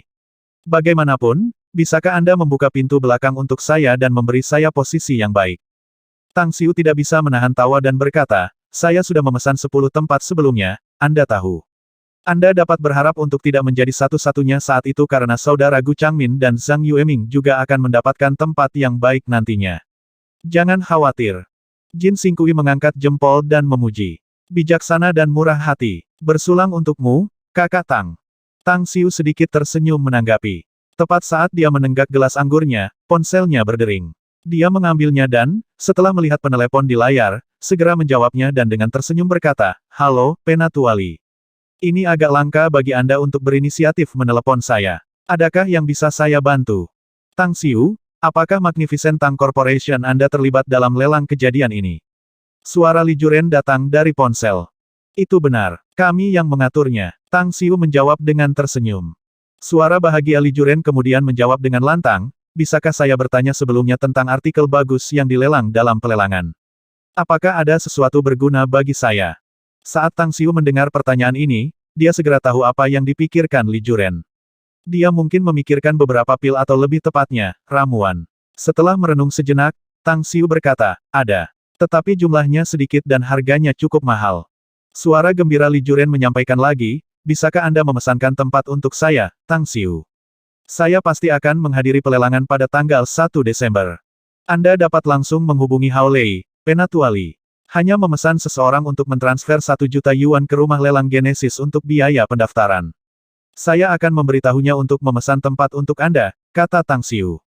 Li Juren tampaknya tidak peduli ketika dia mendengar bahwa biaya pendaftaran adalah 1 juta yuan dan dengan senang hati menjawab, saya akan menugaskan seseorang untuk segera melakukannya. Baiklah, sampai jumpa pada tanggal 1 Desember Tang Xiu. Baik, Tang Xiu kemudian menutup telepon dan kemudian memutar nomor Hao Lei di depan Jin Xingqi. Setelah Hao Lei menerima teleponnya, dia berbicara dengan suara yang dalam, segera mengumumkan akun publik rumah lelang Genesis yang mengatakan bahwa para tamu yang ingin menghadiri pelelangan pada tanggal 1 Desember harus mentransfer 1 juta yuan untuk biaya masuk. Kami telah menetapkan ambang, jadi kami harus mengatur acara ini ke level tertinggi yang dimungkinkan. Kirim pemberitahuan ke semua saluran segera untuk mengumumkan berita. Dipahami, jawab Hao Lei ketus. Satu hal terakhir, saya sendiri yang akan mengatur artikel lelang, kata Tang Xiu lagi. Aku akan pergi ke rumah pelelangan Genesis di malam hari dan memberitahumu tentang barang saat itu. Setelah itu, dia langsung menutup telepon dan memandang Jin Xingqi, berkata, anggur Anda bernilai 1 juta yuan untuk biaya pendaftaran. Tapi jangan menyebar, saya ingin mendapatkan lebih banyak uang saku dari tiket, mengerti? Setelah mendengar ini, Jin Xingqi segera merasa bangga karena mendapatkan kehormatan. Dia mengangkat gelasnya lagi dan berkata, jangan khawatir tentang itu. Mulut Jin Xingqi akan tertutup rapat untuk yang itu, kakak Tang. Bagaimanapun, siapa penatuali ini yang baru saja memanggilmu? Anda bahkan memesan tempat hanya dengan telepon. Dia Li Juren dari Hong Kong, jawab Tang Xiu. Ekspresi Jin Xingqi sedikit berubah dan kekaguman terlihat di matanya. Pertama kali dia bertemu Tang Xiu, tidak pernah terlintas dalam pikirannya bahwa Tang Xiu akan menjadi sekuat ini. Tidak hanya dia memiliki status yang sangat tinggi, tetapi dia juga memiliki kemampuan luar biasa sekarang. Jaringannya yang luas bahkan membuatnya merasa malu.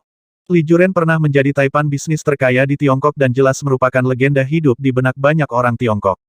Namun Tang Xiu dapat membuat persahabatan yang luar biasa dengannya. Itu membuat Jin Xingqi merasa seperti dia telah hidup seperti guk-guk selama beberapa dekade. Tang Xiu dan Jin Xingqi kembali menikmati anggur hingga sore hari. Jin Xingqi sendiri ingin Tang Xiu tinggal lebih lama, tetapi kesempatan itu murni untuk menghabiskan waktu untuk Tang Xiu. Saat senja datang, Tang Xiu menolak rencana Jin Xingqi lainnya dan pergi ke rumah lelang Genesis.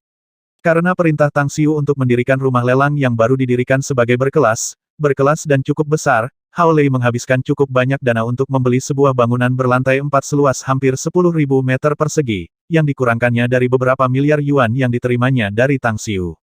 Tokoh-tokoh agung yang mengeluarkan getaran naga terbang dan gaya menari Phoenix pada plak emas menyilaukan sepanjang 10 meter dan 4 meter ditulis oleh Tang Xiu sendiri.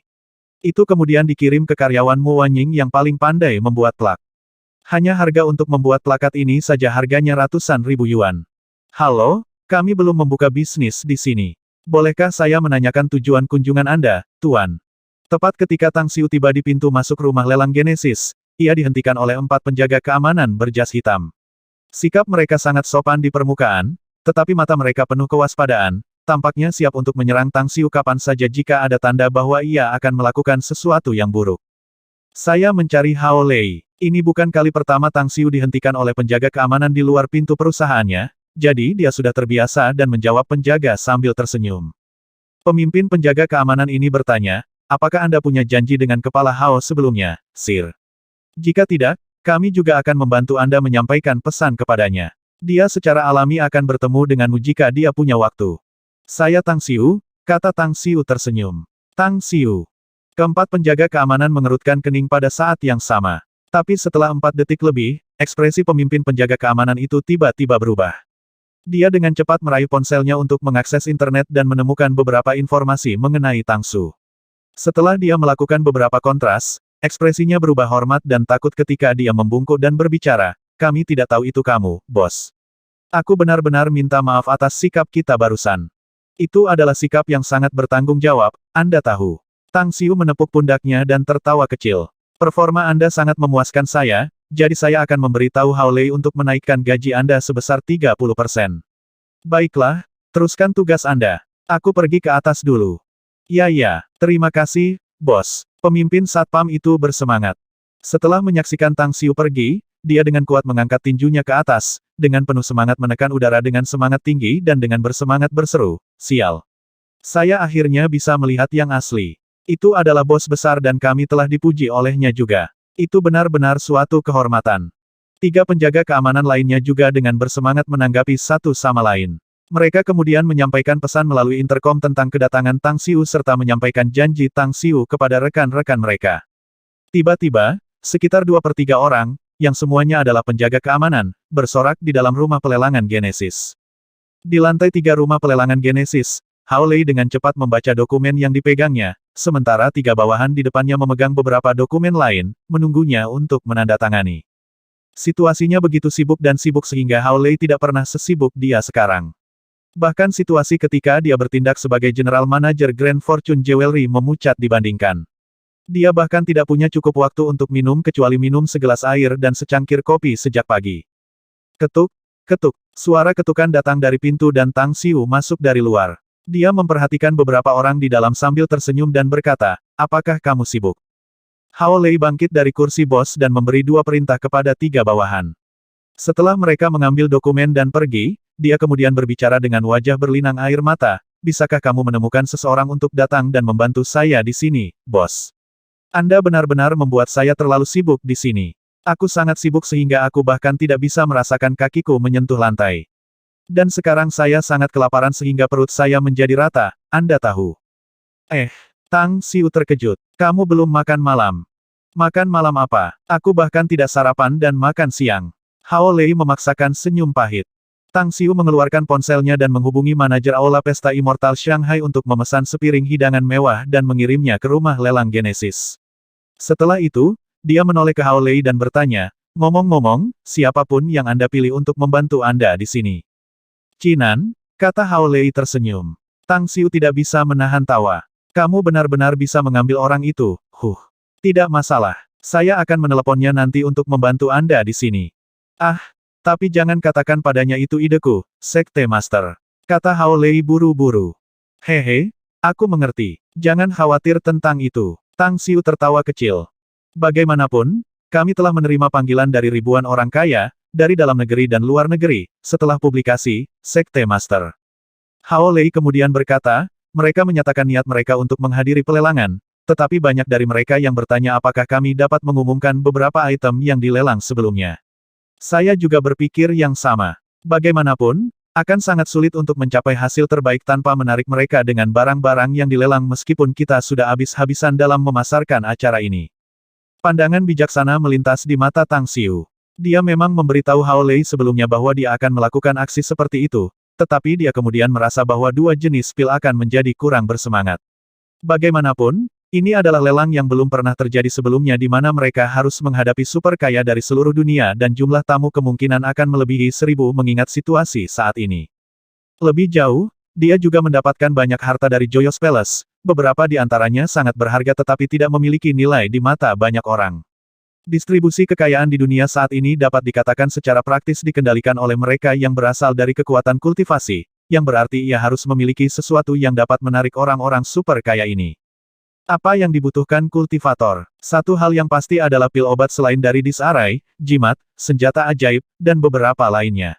Begitu dia mengeluarkan benda-benda jenis ini, sangat mungkin kekuatan di seluruh dunia akan berbondong-bondong untuk mendapatkannya, yang pada gilirannya akan mengirim uang yang benar-benar terbang ke sakunya pada waktu itu. Setelah memikirkannya untuk waktu yang lama, Tang Xiu memiringkan kepalanya untuk melihat Hao Lei dan dengan serius berkata, "Berapa banyak uang yang bisa kita dapatkan jika semua barang dilelang?" "Saya sudah membicarakan masalah ini dengan 4 penilai harta karun sebelumnya dan diperkirakan bahwa kita harus mendapatkan sekitar 200 miliar yuan," jawab Hao Lei. Tang Xiu menarik napas dalam-dalam dan menggelengkan kepalanya, 200 miliar yuan tampaknya merupakan jumlah yang besar, tetapi tidak ada gunanya mempertimbangkan konsumsi murid-murid Tang Sekte. Jika perkiraan saya benar, bahkan 2 triliun yuan tidak akan cukup bagi mereka untuk menembus tahap formasi roh dalam 2 dekade. 2 triliun. Hao Lei sedikit bergidik. Bahkan jika dia tidak peduli tentang uang, dia masih terkejut dengan angka ini. Tang Xiu memaksakan senyum dan berkata, "Tingkat kultivasi Anda saat ini masih rendah, jadi Anda tidak tahu berapa banyak sumber daya yang dibutuhkan untuk tahap kultivasi selanjutnya. Namun, saya akan membuat beberapa keputusan penting nanti yang akan mengurangi pengeluaran, tetapi menghabiskan 2 triliun yuan adalah angka yang pasti dibutuhkan untuk tujuan ini. Magnificent Tank Corp adalah mesin penghasil uang dan kemungkinan akan bisa menghasilkan kekayaan dalam jumlah besar. Seharusnya mudah menghasilkan ratusan miliar atau beberapa triliun di masa depan. Dan kita harus mendapatkan setidaknya 1 triliun yuan dari lelang ini. Terkesiap, Hao Lei tidak berharap bahwa Tang Xiu memiliki nafsu makan yang begitu besar. Tetapi jumlah artikel yang saat ini mereka miliki untuk pelelangan tidak cukup. Nilai total harta yang diperoleh dari Joyous Palace dan Jin Camp hanya berjumlah hingga 200 miliar yuan. Tang Xiu bangkit dan perlahan berkata, Hao Lei, merilis pengumuman kepada publik bahwa rumah lelang Genesis akan memiliki eliksir yang bermanfaat bagi praktisi, disarai, berbagai jimat yang kuat, senjata sihir, dan bahkan manual seni kultivasi dalam pelelangan ini.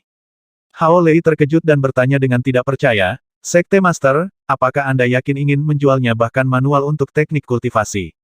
Betul, saya juga akan menjual manual kultivasi. Tang Xiu dengan sungguh-sungguh berkata, tapi teknik kultivasi ini hanya bisa membuat mereka yang berlatih mencapai tahap pendirian yayasan dan terutama menekankan perbaikan fisik. Kualitas fisik manusia di bumi semakin buruk saat ini, jadi jika saya menjual seni kultivasi ini sekarang dan setelah menyebar nanti, kesempatannya adalah kebugaran fisik keseluruhan manusia di bumi dan tingkat standar seni bela diri akan sangat membaik di masa depan. Apakah kamu ingin semua manusia menjadi kuat, secara kebetulan? Tanya Hao Lei lagi. Ya, bumi hanyalah keberadaan kecil di alam semesta yang luas dan hanya bisa disebut sebagai setitik debu. Tang Xiu mengangguk. Apalagi menyebutkan beberapa pesawat yang lebih tinggi, jumlah galaksi di ruang kosmik kita saja tak terhitung. Banyak di antaranya yang memiliki rumah ras teknologi canggih yang sangat kuat, dunia magis, dan bahkan beberapa dunia kultivasi. Jika bumi terlalu lemah, kalau makhluk luar angkasa yang lebih kuat ini dari galaksi lain datang ke sini suatu hari, akan sangat mungkin bahwa itu akan menjadi akhir dari umat manusia di bumi. Tang Xiu berjalan menuju jendela dan menyaksikan pemandangan di luar yang dikelilingi oleh kegelapan bersama dengan semua lapisan masyarakat di sana. Kemudian, dia melanjutkan, bumi mungkin sangat kecil, tetapi selamanya akar kita. Kami akan meninggalkan tempat ini untuk berjuang dalam tahap yang lebih luas di masa depan dan kami tidak akan memiliki kemewahan untuk peduli tentang apapun yang terjadi di sini ketika waktu itu tiba. Saya tidak ingin melihat manusia dibantai dan punah ketika kita menginjakkan kaki di planet ini suatu hari nanti. Saya juga tidak ingin menghadapi kenyataan tidak dapat menemukan planet ini dan bagian galaksi ini pada waktu itu. Pada saat ini, dia tidak hanya berbicara dengan Hao Lei tetapi juga untuk dirinya sendiri. Bahkan pada saat ini, sebuah ide besar terlintas di benaknya dan dia tahu bahwa dia akan sangat sibuk jika dia menerapkannya suatu hari nanti. Larut malam, ketika Tang Xiu pulang ke rumahnya di kompleks Villa Blue Star, dia melihat Mo Wanying, Ouyang Lulu, dan Andi duduk di sofa di aula ruang tamu. Tetapi satu hal yang tidak pernah ia impikan adalah masih ada dua wanita lain selain ketiga orang ini. Mereka adalah Zhang Xinya dan Zhang Xinyu, yang belum lama dia temui. Kalian semua, mulut Tang Xiu terbuka, tapi kepalanya penuh keinginan untuk berbalik dan lari. Andi adalah orang pertama yang melompat dari sofa dan berjalan ke depan Tang Xiu, sambil tersenyum berkata, kamu akhirnya kembali, bos. Aku takut mereka akan bertarung jika kamu tidak kembali. Tang Xiu tertawa kecil sebagai tanggapan. Ini adalah adegan yang tidak ingin dilihat atau dihadapinya. Meski begitu, dia masih membiarkan Andi menariknya dan berjalan ke sofa tempat Andi baru saja duduk. Pada saat gelisah ini, 5 pasang mata yang indah sepenuhnya terkonsentrasi pada Tang Xiu saja. Terlepas dari betapa tak kenal takutnya dia selalu, Tang Xiu lebih suka melawan dewa dan setan yang tak terhitung jumlahnya daripada menghadapi adegan semacam ini. Dia terbatuk 2 kali, mengendurkan lengannya dan berkata, hai, ini adalah karma yang aku berikan pada diriku sendiri karena memiliki hubungan cinta.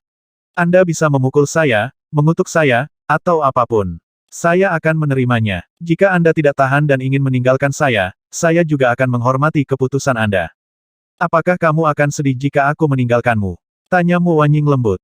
Tang Xiu tetap diam selama beberapa detik sebelum dia perlahan menjawab, akan sulit untuk menanggung dan akan menghancurkan hatiku. Tapi jika itu pilihanmu, aku akan menghormatinya. Mo Wanying bangkit ketika dia menguap dan berkata, aku sudah menghabiskan sepanjang sore di sini dan belum makan malam. Kalian bisa terus mengobrol. Aku mau tidur di lantai atas. Setelah itu, dia mengabaikan sepasang mata yang menatapnya dan langsung menuju ke tangga dan dengan cepat menghilang. Tang Xiu menarik pandangannya dan hendak berbicara ketika Ouyang Lulu bangkit, meregangkan tubuhnya dan berjalan lurus ke arahnya. Dia dengan lembut memegang pipi Tang Xiu dan mencium dahinya, lalu kembali untuk mengambil tasnya. Setelah itu, dia mengangkat tangan pada Gripper dan tertawa kecil. Yah, aku akan pergi ke Paradise Manor dulu. Saya bebas besok, jadi pastikan untuk ingat melihat saya. Tapi aku akan pergi ke Pulau Sembilan Naga besok, kata Tang Xiu buru-buru. Mata Ouyang Lulu bersinar. Lalu aku akan pergi denganmu. Aku tidak punya urusan apa-apa akhir-akhir ini. Tapi kamu akan bosan. Saya punya hal-hal yang sangat penting untuk dilakukan dan tidak akan punya waktu untuk menemani Anda, kata Tang Xiu. Selain itu, aku hanya akan tinggal selama 10 hari di sana karena aku harus kembali ke Shanghai untuk mempersiapkan pelelangan Genesis. Setelah mendengarnya, Ouyang Lulu segera menggelengkan kepalanya, lupakan saja, kalau begitu. Saya kira saya hanya akan tinggal di Paradise Manor dan menghasilkan uang. Bisnis My Paradise Manor sangat bagus akhir-akhir ini, terutama peningkatan yang signifikan dalam jumlah wisatawan asing. Itu benar, pastikan untuk memesankan tempat untukku di pelelangan. Baiklah, Tang Xiu merasa sedikit lega dan mengangguk. Ouyang Lulu tidak mengatakan apa-apa lagi. Dia mengambil tasnya dan langsung menuju keluar. Dia bahkan tidak melirik Zhang Xinya dan Zhang Xinyu. Ande memandang Zhang bersaudara dan menyela dengan ragu. Bos, saya akan mengambil kamar tamu dan tidur di sana. Pintunya tidak akan dikunci. Karena itu, dia juga berlari lurus ke arah tangga. Dengan kepalanya terserang sakit kepala, Tang Xiu menoleh ke Zhang Xinya dan Zhang Xinyai, keduanya tampak muram dengan ekspresi rumit. Tang Xiu, aku ingin pergi ke Pulau Sembilan Naga, kata Zhang Xinya tiba-tiba. Tang Xiu mengangguk segera dan berkata, itu tidak akan menjadi masalah. Anda bisa ikut dengan saya besok. Saya ingin pergi ke sana juga, kata Zhang Xinyu. Mulut Tang Xiu terbuka dan dengan ragu berkata, tapi kamu. Zhang Xinya bangkit dan menarik adik perempuannya, berkata, kami berdua baik-baik saja. Baiklah, kami akan menunggumu di bandara besok, kalau begitu. Persis seperti itu, kedua saudari itu pergi. Tang Xiu memandang sekeliling Kaola yang sekarang kosong dengan senyum paksa di wajahnya yang tampan. Hubungan cinta dan hubungan antara pria dan wanita selalu menjadi sesuatu yang membuatnya sakit kepala. Dia sekarang menyadari betapa menyedihkannya para penguasa dan pejabat di zaman kuno.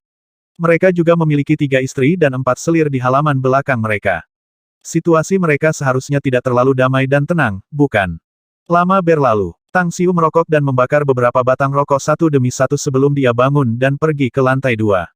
Dia mendorong pintu kamar dan berjalan masuk dan kemudian melihat Mu Wanying mengenakan piyama duduk di samping tempat tidur, membaca buku dengan tenang. Setelah ragu-ragu sebentar, dia berkata, tunggu sebentar di sini, saya akan melihat apakah ada sesuatu untuk dimakan. Tang Xiu sendiri terbiasa memasak dan dia menghabiskan setengah jam untuk membuat 2 mangkuk mie. Dia mengantarkan 1 mangkuk ke kamar Andi dan segera kembali ke dapur setelah menyerahkannya. Kemudian, dia mengambil sisa mimi ke kamar tidur lantai 2 dan berbicara, selamat makan. Mu Wanying membelai rambut di depan dahinya dan mengambil mangkuk dan sumpit. Setelah memilikinya, dia mengangguk dan tersenyum. Rasanya enak. Tang Xiu memaksakan senyum masam dan berkata, tentang masalah hari ini benar-benar. Tidak apa-apa, Mu Wanying menggelengkan kepalanya dan memotongnya. Saya sudah lama tahu bahwa akan ada hari seperti itu. Tapi itu cukup bagiku selama kamu peduli padaku dan itu semua urusanmu tidak peduli berapa banyak wanita yang kamu miliki. Saya bisa mengerti bahwa pria yang luar biasa seperti magnet alami yang menarik wanita. Saya dapat mengatakan bahwa masing-masing dari mereka juga sangat luar biasa. Tang Xiu sendiri telah menerima apa yang akan dikatakannya saat dia memasak. Tapi melihat Mu Wanying mulai makan dengan ekspresi yang tenang membuatnya menghela nafas dalam hati. Lalu, dia berkata, ngomong-ngomong, kamu bisa meletakkan piring di meja samping tempat tidur setelah makan. Saya mandi dulu. Malam itu, Mu Wanying, yang selalu lembut dan halus, menjadi sangat liar dan mengganggu Tang Xiu dengan tuntutannya selama beberapa jam sebelum kekuatan akhirnya meninggalkan tubuhnya. Dibanjiri keringat, dia memeluk Tang Xiu ketika dia menggendongnya dan tertidur lelap sebelum dia bahkan mandi. Keesokan harinya, Tang Xiu bergegas ke bandara dengan tangan dan menyadari sesuatu dalam perjalanan ke sana setelah melihat dia duduk di kursi depan dan tetap diam untuk waktu yang lama, menyebabkan dia merasa diam-diam kesal dalam hati. Kembali di Star City, dia mengatur arai di sekitar rumahnya, tetapi dia lupa mengaturnya di Blue Star Villa Complex. Mengingat betapa gila pertarungan antara dia dan Mu Wanying tadi malam, kemungkinan dia bisa melihatnya dengan jelas, bukan?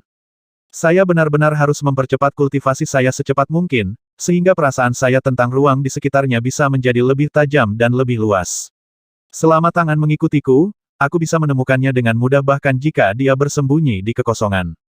Setelah mengingatkan dirinya sendiri tentang masalah ini, Tang Xiu menoleh untuk melihat keluar melalui jendela.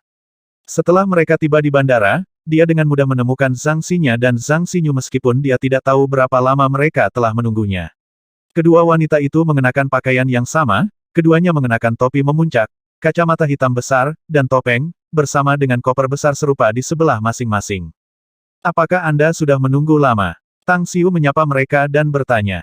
Nah, kami baru saja tiba di sini juga, jawab Zhang Xinya. Ngomong-ngomong, apakah kita terbang langsung ke Saipan?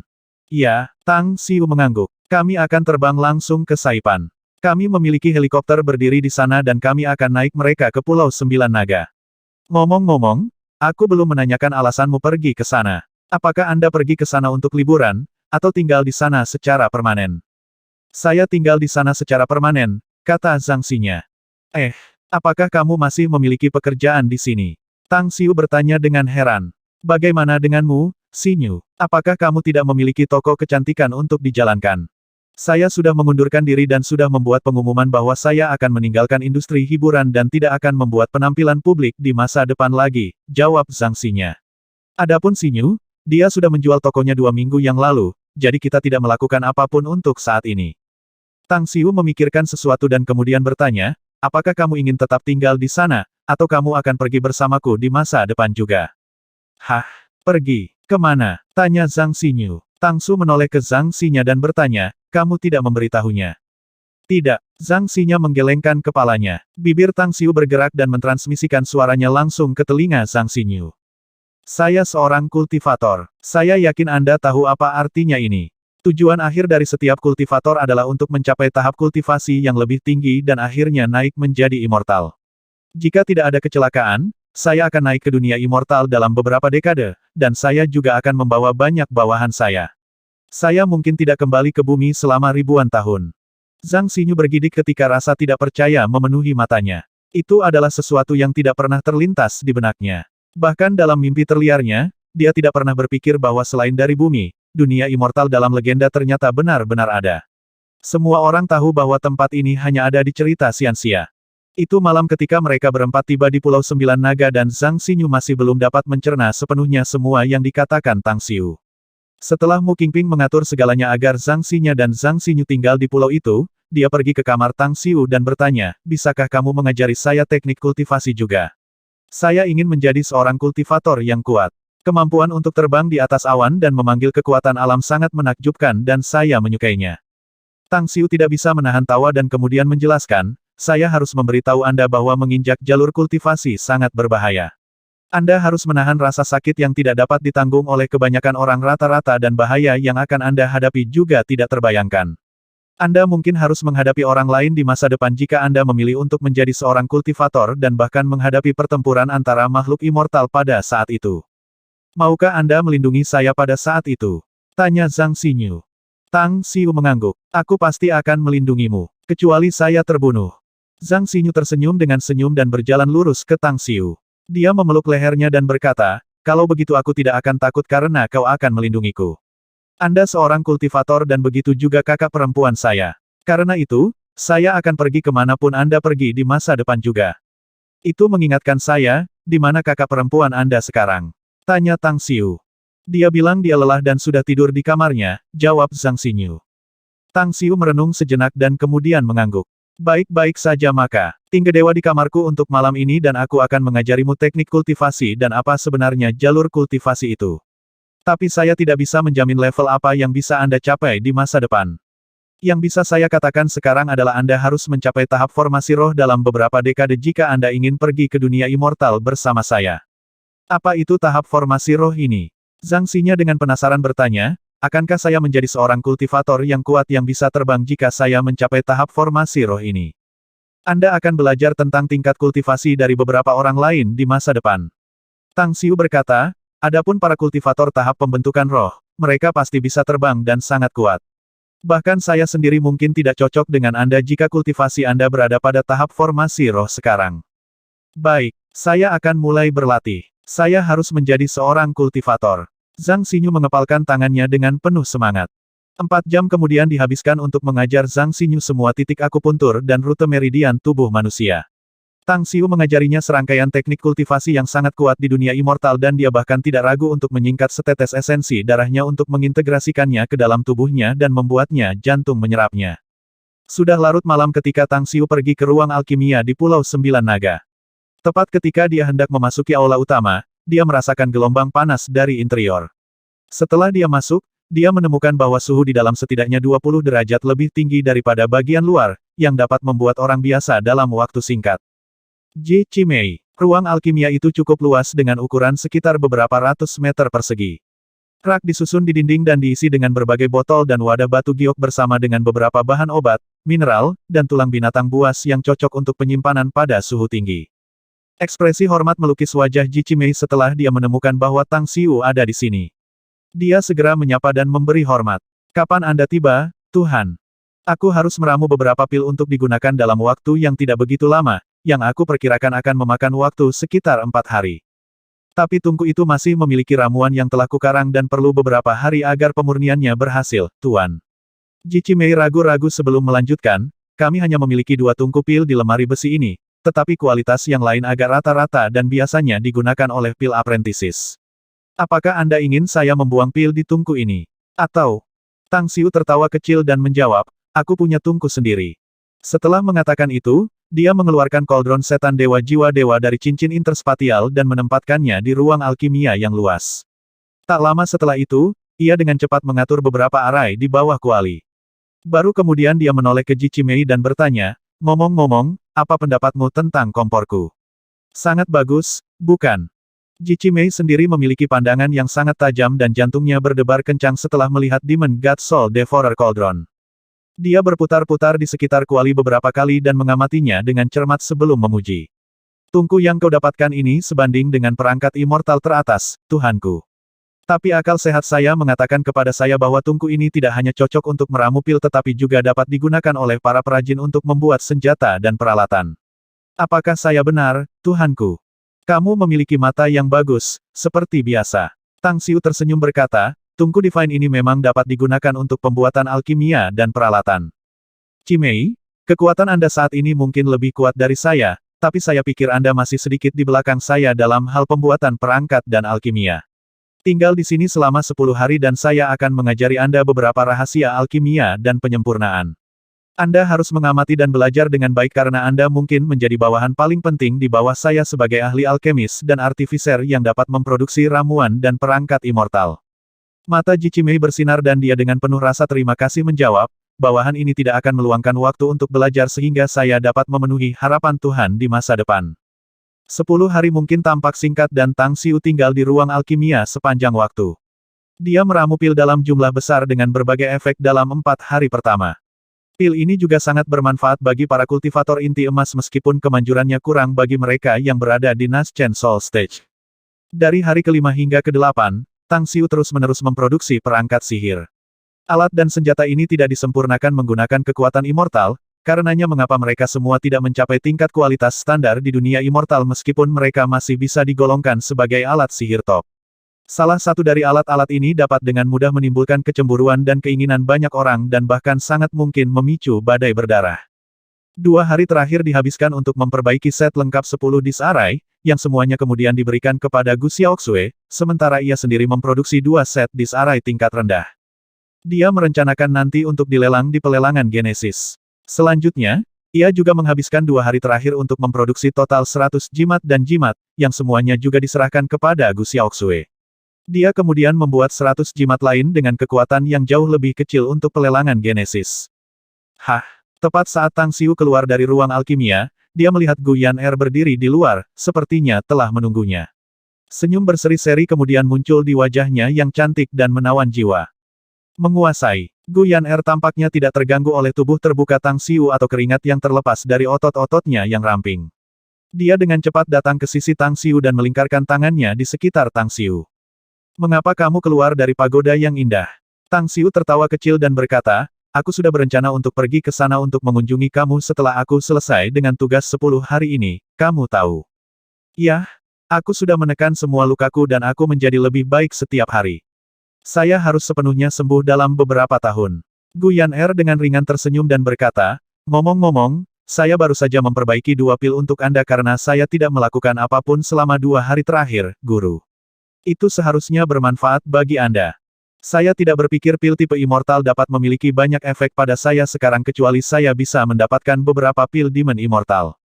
Tang Xiu menggelengkan kepalanya dan tersenyum berkata, sangat disayangkan bahwa hanya Archdemon yang ada di Demon Realm memiliki pil jenis ini. Gu Yan'er membuka telapak tangannya dan 2 pil, 1 hitam dan 1 putih, tiba-tiba muncul di atasnya.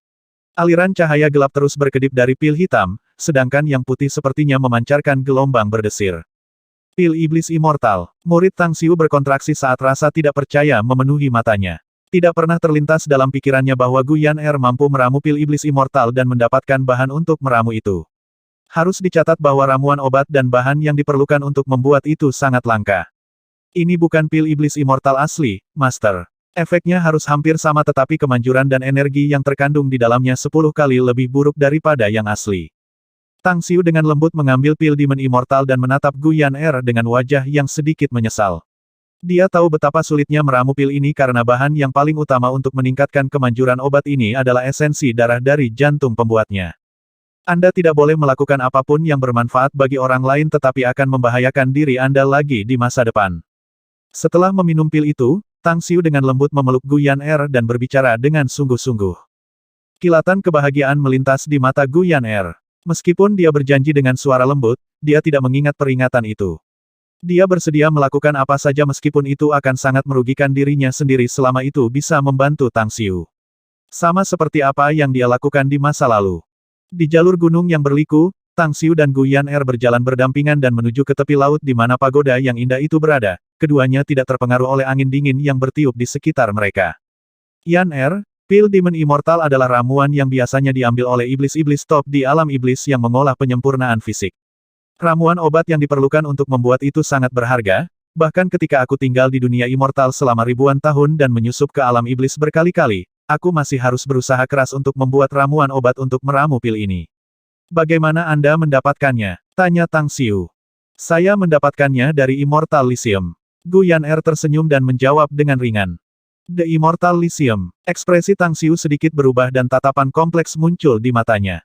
Dulu ketika dia adalah Supreme di dunia Immortal dan memiliki kekuatan yang menakutkan, dia bisa menghadapi Immortal dan Demons yang tak terhitung jumlahnya tanpa terpengaruh. Namun ada satu orang yang selalu dihiburnya dengan perasaan penyesalan. Orang itu adalah benar-benar Master Immortal Lyceum ini, Immortal emas sempurna yang luar biasa dan tak tertandingi, apoteosis Immortal Bella Feren Regalia. Kembali di masa lalu, ia mencurahkan seluruh cintanya hanya untuk Sue Qingcheng, yang bersikeras bahwa sudah cukup baginya untuk memiliki seorang wanita karena ia telah menemukan cinta sejati dalam hidupnya. Itu juga alasan ini yang membuatnya tetap acuh tak acuh terhadapnya meskipun dia menjadi bahan tertawaan di dunia immortal karena usahanya mengejarnya selama ribuan tahun. Namun, penolakannya tidak efektif dan dia hanya bisa terus menghindarinya. Tang Xiu menarik napas dalam-dalam dan bertanya, apakah dia baik-baik saja? Gu Yan'er tahu siapa yang dia tanyakan. Ada sedikit kekaguman di matanya ketika dia mengangguk dan menjawab, dia hebat saat itu, setidaknya di permukaan. Setelah Anda melewati kecelakaan itu, dia menghabiskan ratusan tahun untuk menembus sfere immortal Anda di mana Anda berada di pengasingan dan membawa semua harta yang Anda kumpulkan di brankas harta karun Anda selama 10.000 tahun. Dia membawanya ke Immortal Lyceum dan menciptakan area di sana yang menyalin pemandangan tempat tinggal pengasinganmu. Saya menerima keramah tamahannya ketika saya pertama kali mengunjunginya Immortal Lyceum dan menghabiskan 1 abad di sana untuk membaca koleksi klasik yang Anda kumpulkan 10.000 tahun. Tapi, Tang Xiu mengerutkan alisnya dan bertanya, tapi apa? Gu Yan'er memaksakan senyum dan melanjutkan, tapi saya terus merasa bahwa dia tampaknya merencanakan langkah besar. Saya tidak tahu persis apa itu, tetapi dia mencoba membuat saya bekerja dengannya. Sayangnya, saya sedang terburu-buru untuk menemukan Anda saat itu, jadi saya menolak. Tang Xiu mengerutkan kening dan kemudian menggelengkan kepalanya. Tidak, dia bukan tipe orang yang halus dan dalam. Sesuatu seperti datang dengan rencana besar tidak seperti dia memberikan emosinya yang berapi-api. Baiklah, mari kita bicara tentang dia. Rasanya seperti berabad-abad yang lalu sejak terakhir kali saya berlatih permainan pedang. Apakah Anda masih ingat tarian pedang yang saya ajarkan? Mata Gu Yan'er menyala dan dia tersenyum mengangguk. Ya, aku masih ingat itu. Menemani saya untuk berlatih permainan pedang, kata Tang Xiu. Aku akan meninggalkan Pulau Sembilan Naga besok ke Shanghai untuk menghadiri pelelangan. Guyan Er dengan patuh mematuhi dan kemudian bertanya dengan rasa ingin tahu, Tuan, saya mendengar dari Xiaoxue bahwa Anda akan mengadakan pelelangan yang belum pernah terjadi sebelumnya di Shanghai. Benarkah itu? Ya, jumlah kultivator pengantin pria Tang Sekte kita hanya akan terus meningkat dan sangat mungkin bahwa kita akan membutuhkan sejumlah besar sumber daya kultivasi untuk konsumsi mereka setiap tahun. Rencana yang saya buat kali ini adalah untuk mengamankan dana besar dalam waktu singkat sebelum saya sepenuhnya membenamkan diri dalam kultivasi. Apakah kamu akan berkultivasi di pagoda yang indah juga pada waktu itu? Tanya Guyan Er dengan mata cerah. Ya, Tang Xiu mengangguk. Mendengar jawabannya, Guyan Er tampak bersemangat dan perasaan itu masih melekat padanya setelah mereka datang ke pantai. Dream Butterfly Sword Dance. Itu adalah gaya ilmu pedang yang diciptakan Tang Xiu ketika kebosanan memukulnya kembali di dunia immortal. Landasan ilmu pedang ini diciptakan setelah mengamati kupu-kupu yang menari dengan anggun, yang memiliki sikap dan gerakan yang ringan dan anggun. Kedua kupu-kupu itu dengan gembira bangkit dan turun seolah-olah mereka adalah mitra menari, tetapi gerakan mereka adalah kemiripan gaya bertarung menari. Setelah berjalan di sepanjang ombak hanya setengah menit, Tang Xiu dan Guyan Er muncul di permukaan laut 1 kilometer jauhnya. Saat keduanya mengeluarkan pedang immortal masing-masing, sosok mereka kabur. Pemandangan itu membuat mereka tampak seperti pasangan surgawi menari di udara dengan riang sambil melambaikan pedang mereka di bawah baptisan matahari. Tarian kupu-kupu emas. Sosok anggun Guyan Er membungkuk 60 derajat ke belakang sebelum pedangnya berkedip-kedip dan menciptakan gambar aliran tips pedang yang berkelanjutan, sementara aliran energi yang melayang membentuk kupu-kupu cahaya emas. Ketika dia naik puluhan meter di atas laut, ribuan kupu-kupu emas beterbangan di sekitarnya seolah-olah mereka menari dengan gembira. Kerinduan kupu-kupu perak. Sosok Tang Xiu liar berputar sambil mempertahankan ketinggian yang sama dengan Guyan Er. Seiring dengan mengalirnya gerakan ujung pedang, kupu-kupu cahaya perak muncul dari biru di langit dan berkumpul dengan ribuan kupu-kupu emas. Di pantai, beberapa kilometer jauhnya dari lokasi kejadian, Ji Qimei dan Gu Xiaoxue berdiri berdampingan mengenakan ekspresi terkejut. Mereka merasa bahwa tarian pedang yang dilakukan oleh Tang Xiu dan Guyan Er benar-benar memikat jiwa dan mendebarkan, indah dan sangat memabukkan. Sungguh pemandangan yang indah untuk dilihat. Sosok Guyin berkedip dari kejauhan. Ketika dia turun ke samping Gu Xiaoxue, dia bergumam, Yinyin juga ingin mempelajari tarian pedang ini. Itu sangat indah. Gu Xiaoxue menoleh padanya dan menatapnya sambil tersenyum. Bibi bela diri kecil, apakah kamu ingin mempelajari tarian pedang ini dan berharap untuk menemukan suami yang baik di masa depan sehingga kamu dapat berlatih bersama dengannya? Tidak, Yinyin tidak ingin menemukan pangeran yang baik. Guyin dengan malu-malu menjawab, guru selalu sangat baik padaku. Saya ingin menjadi seperti kakak senior-senior dan dapat berlatih permainan pedang seperti itu dengan guru. Setelah mendengar jawabannya, Gu Xiaoxue segera tersenyum dan mengalihkan pandangannya ke duo yang berlatih permainan pedang di atas laut dengan hati yang penuh dengki. Dia juga ingin mempelajari tarian pedang ini dan berlatih dengan Grandmaster-nya, Tang Xiu. Tetapi dia tahu pasti bahwa kemewahan seperti itu seperti mimpi yang jauh yang tidak akan pernah bisa dia sadari. Kupu-kupu mati saat pedang turun. Saat menunggangi pedang immortal di atas permukaan laut, Tang Xiu mengenakan ekspresi yang sama seperti Guyan Er saat mereka saling tersenyum. Kemudian, Tang Xiu berkata, kembalilah dan terus menyembuhkan luka-luka Anda.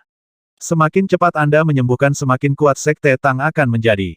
Saya berharap Anda dapat mengajar murid-murid Tang Sekte dalam kultivasi setelah Anda pulih. Yaner masih mempertahankan kekuatan immortal, Master. Saya masih bisa membantu murid-murid Tang Sekte maju dengan cepat bahkan jika saya harus mengeluarkan sedikit kekuatan spiritual immortal saya. Guyan Er tersenyum. Tidak, Tang Xiu buru-buru berkata, Anda tidak boleh menggunakan energi spiritual immortal Anda sebelum Anda sepenuhnya disembuhkan. Pesawat ini tidak memiliki kekuatan spiritual immortal. Setiap bit yang Anda gunakan masih akan mengurangi kekuatan Anda. Selain itu, kita perlu kembali ke dunia immortal di masa depan dan aku masih membutuhkan perlindunganmu saat itu. Yakinlah, Tuan, saya sadar akan hal itu. Gu Yaner mengangguk sambil tersenyum. Tang Xiu mengangguk sebagai tanggapan sebelum mengalihkan visinya ke pantai dan kemudian berkata, setelah beberapa waktu, aku akan membawa keluarga Tang ke Pulau Sembilan Naga dan melatih mereka untuk menjadi kultivator. Aku akan meninggalkan mereka di bumi jika mereka memilih untuk tinggal dan membawa mereka ke dunia immortal jika mereka memilih untuk melakukannya. Gu Yaner berpikir sejenak dan kemudian berkata, baiklah, kalau begitu aku akan menyiapkan area terpisah di Pulau Sembilan Naga untuk menampung para junior keluarga Tang. Tapi guru, Anda juga harus sadar bahwa ada kemungkinan mereka akan membuat masalah di sini jika mereka mengetahui identitas Anda di sekte dan menggunakan posisi Anda sebagai sekte master, kan? Jangan khawatir tentang itu. Jumlah anggota inti keluarga Tang tidak akan melebihi 30 orang. Tang Xiu berkata, aku akan memperingatkan mereka yang melakukannya dan melemparkan mereka ke kamp pelatihan untuk mendapatkan latihan yang normal. Mereka akan tinggal di Pulau Sembilan Naga jika mereka dapat menanggungnya dan akan dikirim kembali ke Tiongkok jika mereka gagal melakukannya. Tidak akan ada hak istimewa atau perawatan khusus yang diberikan kepada mereka di Pulau Sembilan Naga. Yah, Yan Er hanya menjulurkan hidungnya dan menjadi orang yang sibuk, kalau begitu. Guru adalah guru, seperti biasa. Kamu sudah memikirkannya sepenuhnya. Gu Yan Er terkekeh. Bagaimanapun, Yan Er benar-benar bahagia sekarang karena tidak perlu bagiku untuk merenungkan hal-hal denganmu di sekitar, Tuan. Sebelum saya bertemu dengan Anda, Yan Er selalu takut dan waspada, seperti berjalan di atas es tipis. Tang Xiu menghela nafas karena dia tahu upaya dan harga apa yang harus dia bayar. Itu semua karena dia. Selain itu, akan sangat mudah baginya untuk menjalani kehidupan yang nyaman di dunia immortal mengingat bakat dan kekuatannya. Yan Er, Tang Xiu memeluk bahunya dengan lembut dengan ekspresi mencela diri. Gu Yan Er memanfaatkan kesempatan untuk bersandar di bahu Tang Xiu. Dia menggelengkan kepalanya dan tersenyum berkata, Tuan, Yan Er akan selalu merasa bahagia tidak peduli seberapa keras atau lelah Yan Er sejak semuanya untuk Anda. Selama kamu tidak meninggalkan Yan Er di masa depan, Yan Er akan terus mengikutimu kemana-mana bahkan jika kamu menjadi musuh seluruh dunia. Tuan tidak akan pernah meninggalkanmu lagi, Yan Er, kata Tang Xiu. Itu adalah jalan yang panjang untuk dilalui dan tanggung jawabnya berat sesuatu yang Tang Xiu sadari seiring dengan meningkatnya tekanan berat di pundaknya. Setelah melepaskan Gu Yan Er, dia memasuki pagoda yang sangat indah bersamanya dan tinggal di sana sampai pagi berikutnya dan menemaninya untuk sarapan. Saya ingin pergi bersama Anda. Sue Yu, yang telah berkultivasi di Pulau Sembilan Naga, tiba-tiba berbicara. Tang Xiu meletakkan sumpitnya dan bertanya, apakah Anda menstabilkan kultivasi Anda? Ya, sudah stabil. Kekuatan yang dapat saya lepaskan adalah pada tahap awal formasi roh sekarang. Yan Er telah mengajar saya banyak baru-baru ini dan saya seharusnya bisa menembus tahap akhir pembentukan roh dalam waktu sekitar 6 bulan jika tidak ada kecelakaan. Tang Xiu memikirkannya dan bertanya lagi, apakah Anda memiliki sesuatu untuk cenderung kembali ke Cina? Sue Yu menggelengkan kepalanya. Tidak ada yang lain selain memeriksa urusan bisnis. Sue Yu, kamu sangat kuat sekarang, tetapi kamu tidak memiliki pengalaman berkelahi. Tang Xiu berkata, yah, itu panggilanmu, tentu saja, tapi aku menyarankan agar kamu tidak kembali ke Cina dan menuju ke Amerika Serikat, sebagai gantinya. Tim Moau telah tiba di sana untuk melakukan misi rahasia. Kamu jauh lebih kuat dari mereka, jadi kamu bisa sangat membantu mereka sambil juga melatih dirimu dan menuai lebih banyak pengalaman. Amerika Serikat, Sue Yu memikirkannya lalu mengangguk. Tidak masalah, maka saya akan pergi ke Amerika. Baru-baru ini, dia belajar banyak hal dari Gu Yan Er, banyak yang berhubungan dengan Tang Xiu. Dia akhirnya tahu bahwa mereka akan menghadapi musuh yang jauh menakutkan, jadi dia ingin membantu Tang Xiu, asalkan dia membutuhkannya. Bandara Shanghai. Ketika jet pribadi perlahan-lahan mendarat dan menyentuh tanah, Tang Xiu perlahan keluar dari kabin dengan tangan di belakang. Tak lama setelah itu, puluhan ahli Tang Sekte keluar dari kabin dan mendarat di belakang Tang Xiu. Di dekat tangga, sederet 10 sedan Audi hitam diparkir dengan laki-laki kokoh berjas hitam duduk di kursi pengemudi masing-masing mobil. Dengan senyum tergantung di wajahnya, Kang Xia berjalan maju. Dia memeluk Tang Xiu dan kemudian tersenyum berkata, saya mendengar Anda bertemu beberapa lelucon antik di Shanghai beberapa hari yang lalu. Tang Xiu menatap sesaat dan bertanya dengan wajah bingung, hah? Kejenuhan apa? Andi memberitahuku segalanya. Sesuatu seperti rumah hampir terbakar. Kang Xia terkekeh. Ekspresi Tang Xiu langsung berubah canggung dan dia dengan cepat berkata, kamu benar-benar suka memukul titik sakit orang, bukan? Bah, ayo berangkat. Kang Xia samar tersenyum menanggapi dan melambaikan tangan ke ahli Tang Sekte untuk naik mobil. Ketika mereka dengan cepat pergi, 3 Audis hitam lainnya berhenti dengan cepat di samping pesawat pribadi lainnya. Bersamaan dengan suara klakson dari mobil, anak laki-laki dan perempuan berusia 18 tahun yang berpakaian seperti keturunan super kaya turun dari pesawat dan dengan cepat menaiki 3 mobil dan pergi. Rumah pelelangan Genesis. Setelah Tang Xiu dan Kang Xia tiba, puluhan ahli Tang Sekte bubar dan mulai memeriksa penyebaran keamanan rumah lelang. Keamanan adalah prioritas utama mengingat tempat itu akan segera berubah menjadi pusaran sirkulasi uang. Oleh karena itu, Mereka menerima perintah kematian dari Tang Xiu bahwa mereka harus menjadikan rumah lelang itu benteng yang tidak dapat ditembus di mana tidak ada yang bisa menyelinap masuk. Lebih jauh, area dalam radius 2 km dari rumah lelang harus dijaga ketat terhadap segala kemungkinan dan orang yang mencurigakan yang mendekati lokasi harus segera diselidiki, dan siapapun yang tampaknya memiliki niat buruk harus segera ditangkap. Mereka juga diizinkan menetralkan orang-orang seperti itu jika mereka menolak. Namun, hanya dalam 2 jam setelah kedatangan Tang Xiu di rumah pelelangan Genesis, puluhan pengguna kemampuan dari Biro Kemampuan Khusus muncul di perimeter rumah lelang sekitar 25 km jauhnya untuk membentuk zona aman di sekitarnya dengan bantuan dari kepolisian yang menyamar. Lantai 4 bangunan itu memiliki total 4 aula selain dari aula tengah, yang masing-masingnya sangat luas dan menampung banyak barang berharga. Pada bulan lalu, Genesis Auction House telah menerima komisi dari sejumlah besar tamu di seluruh dunia dan dipercayakan oleh lebih dari 200 pemberi tugas hanya dalam waktu 1 bulan untuk melelang koleksi mereka. Artikel-artikel ini telah dinilai oleh penilai dari 4 negara, serta 8 penilai asing di seluruh dunia, yang masing-masing memiliki reputasi terhormat, sedangkan 4 lainnya adalah penilai harta karun China yang juga ahli dan profesor terkenal di Cina. Tim beranggotakan 12 orang ini melakukan penilaian untuk mengidentifikasi lebih dari 200 artikel ini dan mengkonfirmasi bahwa nilai setiap item lebih dari 1 juta yuan. Dengan kata lain, 1 juta yuan adalah nilai terendah dari setiap artikel. Hao Lei, letakkan pil ini di rak sendiri. 10 pil pemuda, 10 pil panjang umur, 10 pil antitoksin, 10 botol cairan tempering tubuh dan 20 pil esens amasing. Masing-masing barang ini ditetapkan dengan harga dasar 100 juta dolar Amerika Serikat. Hao Lei cukup terkejut. Dia tidak berharap Tang Xiu akan menjual begitu banyak sumber daya kultivasi di pelelangan. Bukankah itu terlalu banyak, bos? Kang Xia perlahan bertanya dengan ekspresi terkejut. Tidak, ini hanya bagian karena akan ada 1 set paket untuk artikel ini selanjutnya. Tang Xiu menggelengkan kepalanya. Paket ini akan terdiri dari 1 pil Youthful, 1 pil Longevity, 1 pil antitoksin, 1 botol body tempering liquid, dan 1 pil esens amasing dengan harga dasar 600 juta dolar Amerika Serikat untuk 1 paket. Hao Lei mengingat semua yang dikatakan Tang Xiu dan meletakkan semua botol batu giok yang berisi pil di rak. Tak lama setelah itu, Tang Xiu juga mengambil 2 set disk array dari cincin interspatial dan menyerahkannya kepada Hao Lei. Harga dasar dari masing-masing 2 set disk array ini adalah 1 miliar dolar Amerika Serikat dan kedua set memiliki efek ganda terutama defensif dan jebakan. Orang-orang di Golden Core Stage hanya bisa bermimpi keluar dari area ini begitu mereka terjebak di dalamnya. Mereka hanya bisa berharap untuk memecah area ini jika mereka bisa menerobos ke Naschen Soul Stage. Hao Lei mengenakan sedikit ekspresi aneh dan berkata, tapi Sek Master, bagaimana jika orang-orang yang membeli 2 set di area ini menjadi musuh kita di masa depan? Apakah mereka akan mengancam kita? Saya tahu apa yang ingin Anda lakukan di masa depan, termasuk membasmi pasukan musuh asing itu. Tang Xiu dengan ringan tersenyum dan berkata, saya akan mengajarkan metode memecahkan 2 set disk array ini kepada semua murid setelah menjualnya. Mereka tidak akan menimbulkan ancaman bagi kita bahkan jika kita menghadapi mereka di masa depan. Musuh yang berani menggunakan disk array ini untuk berurusan dengan kita akan diangkat oleh petard mereka sendiri. Kamu benar-benar bijaksana, Sekte Master. Hao Lei memuji dengan mata berbinar.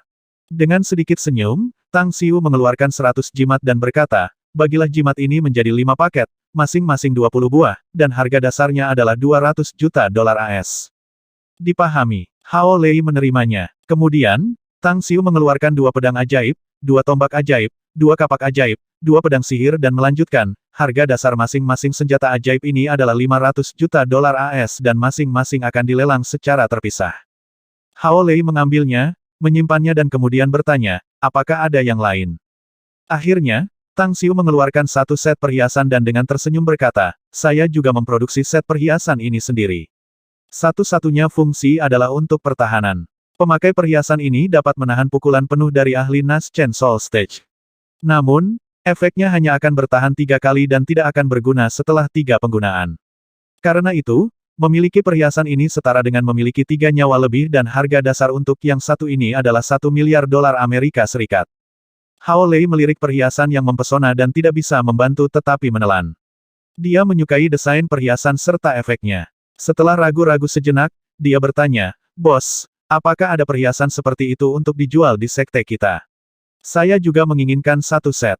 Tang Xiu menyeringai menjawab, Ya, Anda dapat berharap bahwa semua murid inti dari Sekte Tang dapat memperoleh satu set jenis perhiasan ini atau beberapa jenis senjata pertahanan lainnya dalam 2 tahun. Hao Lei sangat senang mendengar ini dan mengangguk. Ngomong-ngomong, kita masih punya beberapa hari dari waktu lelang, Sek Master, dan 685 tamu sudah mengonfirmasi kehadiran. Tetapi jumlahnya mungkin akan berlipat ganda jika kami mempublikasikan harta ini. Jangan mengumumkan nomor tertentu, hanya tipe, dan efeknya, kata Tang Xiu tanpa ragu. Juga, umumkan kepada publik bahwa mereka yang tidak mengkonfirmasi kehadiran mereka di rumah pelelangan Genesis dalam waktu 3 hari akan kehilangan hak mereka untuk menghadiri pelelangan. Dipahami, jawab Hao Lei dengan hormat. Senja ketika Tang Xiu dan Kang Xia makan malam bersama dan Mu Wanying datang dengan tergesa-gesa dan membawakan pesan kepadanya bahwa seorang pria bernama Hu Shaokun sedang mencarinya dan terlihat sangat cemas. Mendengar nama Hu Shaokun membuat Tang Xiu mengingat masalah lain ketika dia berada di Pulau Jingmen dan menerima telepon dari Li Kai. Dia awalnya dijadwalkan untuk bertemu dengannya di Star City, tetapi Li Kai gagal datang pada waktu yang ditentukan dan tidak pernah datang ke Star City. Di mana dia? Tanya Tang Xiu. Mu Wanying melirik Kang Xia terlebih dahulu sebelum menjawab, dia ada di Paradise Manor Lulu. Kami telah memanggil Anda sebelumnya, tetapi Anda mematikan ponsel Anda, jadi saya hanya bisa datang ke sini. Tang Xiu mengangguk sebagai jawaban dan bertanya, apakah Anda sudah makan malam? Saya akan makan malam, tetapi kemudian Hu Shaokun mengatakan bahwa itu mendesak dan dia harus bergegas untuk menemukan Anda. Mu Wanying menggelengkan kepalanya dan berkata, saya tidak tahu Anda ada di sini, jadi saya menghubungi Hao Lei dan mengetahui bahwa Anda ada di sini. Saya juga telah memberitahu Hu Shaokun bahwa Anda ada di sini. Tang Xiu menoleh ke Hao Lei dan berkata, keluarkan perintah bahwa jika seorang pemuda bernama Hu Shaokun datang, langsung bawa dia ke saya. Dipahami. Hao Lei mengangguk dan pergi. Tang Xiu menarik kursi untuk Mu Wanying dan bertanya apakah dia ingin makan. Kemudian, dia berkata, kamu sudah kenal Kang Xia, jadi saya akan melewatkan pengantar. Kalian berdua harus makan dulu. Aku akan turun untuk melihatnya. Mu Wanying ragu-ragu, tetapi akhirnya duduk dan berkata, apakah kita akan minum anggur, Kang Xia? Baik dengan saya, Kang Xia terkekeh. Setengah jam kemudian, Tang Xiu sedang merokok di gerbang rumah lelang Genesis ketika dia melihat Hu Shaokun berlari ke arahnya dengan bimbingan seorang ahli dari Sekte Tang. Wajahnya penuh keringat dengan mata penuh kegelisahan. Tang Xiu, tolong selamatkan Li Kai. Setelah berlari dan berhenti di depan Tang Xiu, Hu Shaokun tidak bisa membantu tetapi terengah-engah dan buru-buru berteriak. Ekspresi Tang Xiu berubah dan bertanya, apa yang terjadi padanya? Saya tidak tahu tentang detailnya, tetapi Li Kai tiba-tiba demam dan koma ketika dia seharusnya pergi ke Star City untuk bertemu Anda lebih dari sebulan yang lalu. Hu Shaokun menjelaskan, dia menghentikanku ketika aku akan menemukanmu. Dia berkata bahwa dia telah terlalu menyusahkanmu dan tidak mengizinkanku untuk menghubungi kamu. Tapi saya tidak bisa melakukan apa-apa karena dia koma selama 3 hari berturut-turut dan suhu tubuhnya sudah melebihi 45 derajat. Orang normal pasti sudah mati. Tang Xiu menarik napas dalam-dalam dan berkata dengan suara dalam, dia masih tinggal di Blue Starfish Mansion, kan? Bawa aku ke sana. Hu Shaokun berbalik dan berjalan dengan Tang Xiu sejauh 2 kilometer ke mobilnya. Setelah menyalakan mobilnya, dia melirik Tang Xiu di kursi belakang dan berkata, apakah kamu tahu apa yang terjadi padanya, Tang Xiu? Juga, Bibi Zhang sekarang bangun dan dia agak bersemangat dan sedikit lemah. Diperkirakan dia akan pulih seperti sebelumnya dalam waktu sekitar 10-15 hari selama dia beristirahat dengan baik. Tang Xiu keluar sebentar sebelum dia segera menggelengkan kepalanya dan menghela nafas. Mungkin aku tahu alasannya. Apa penyebabnya? Tanya Hu Shaokun dengan tatapan bingung. Apakah ada bekas luka di pergelangan tangan Li Kai? Tanya Tang Xiu, seperti yang biasanya terlihat pada wanita patah hati yang melakukan bunuh diri dengan memotong pergelangan tangan mereka. Betul, saya terkejut dan bertanya apa yang terjadi padanya ketika saya melihat pergelangan tangannya terluka. Hu Shaokun berkata tanpa ragu. Dia bilang dia tidak sengaja memotong pergelangan tangannya. 1210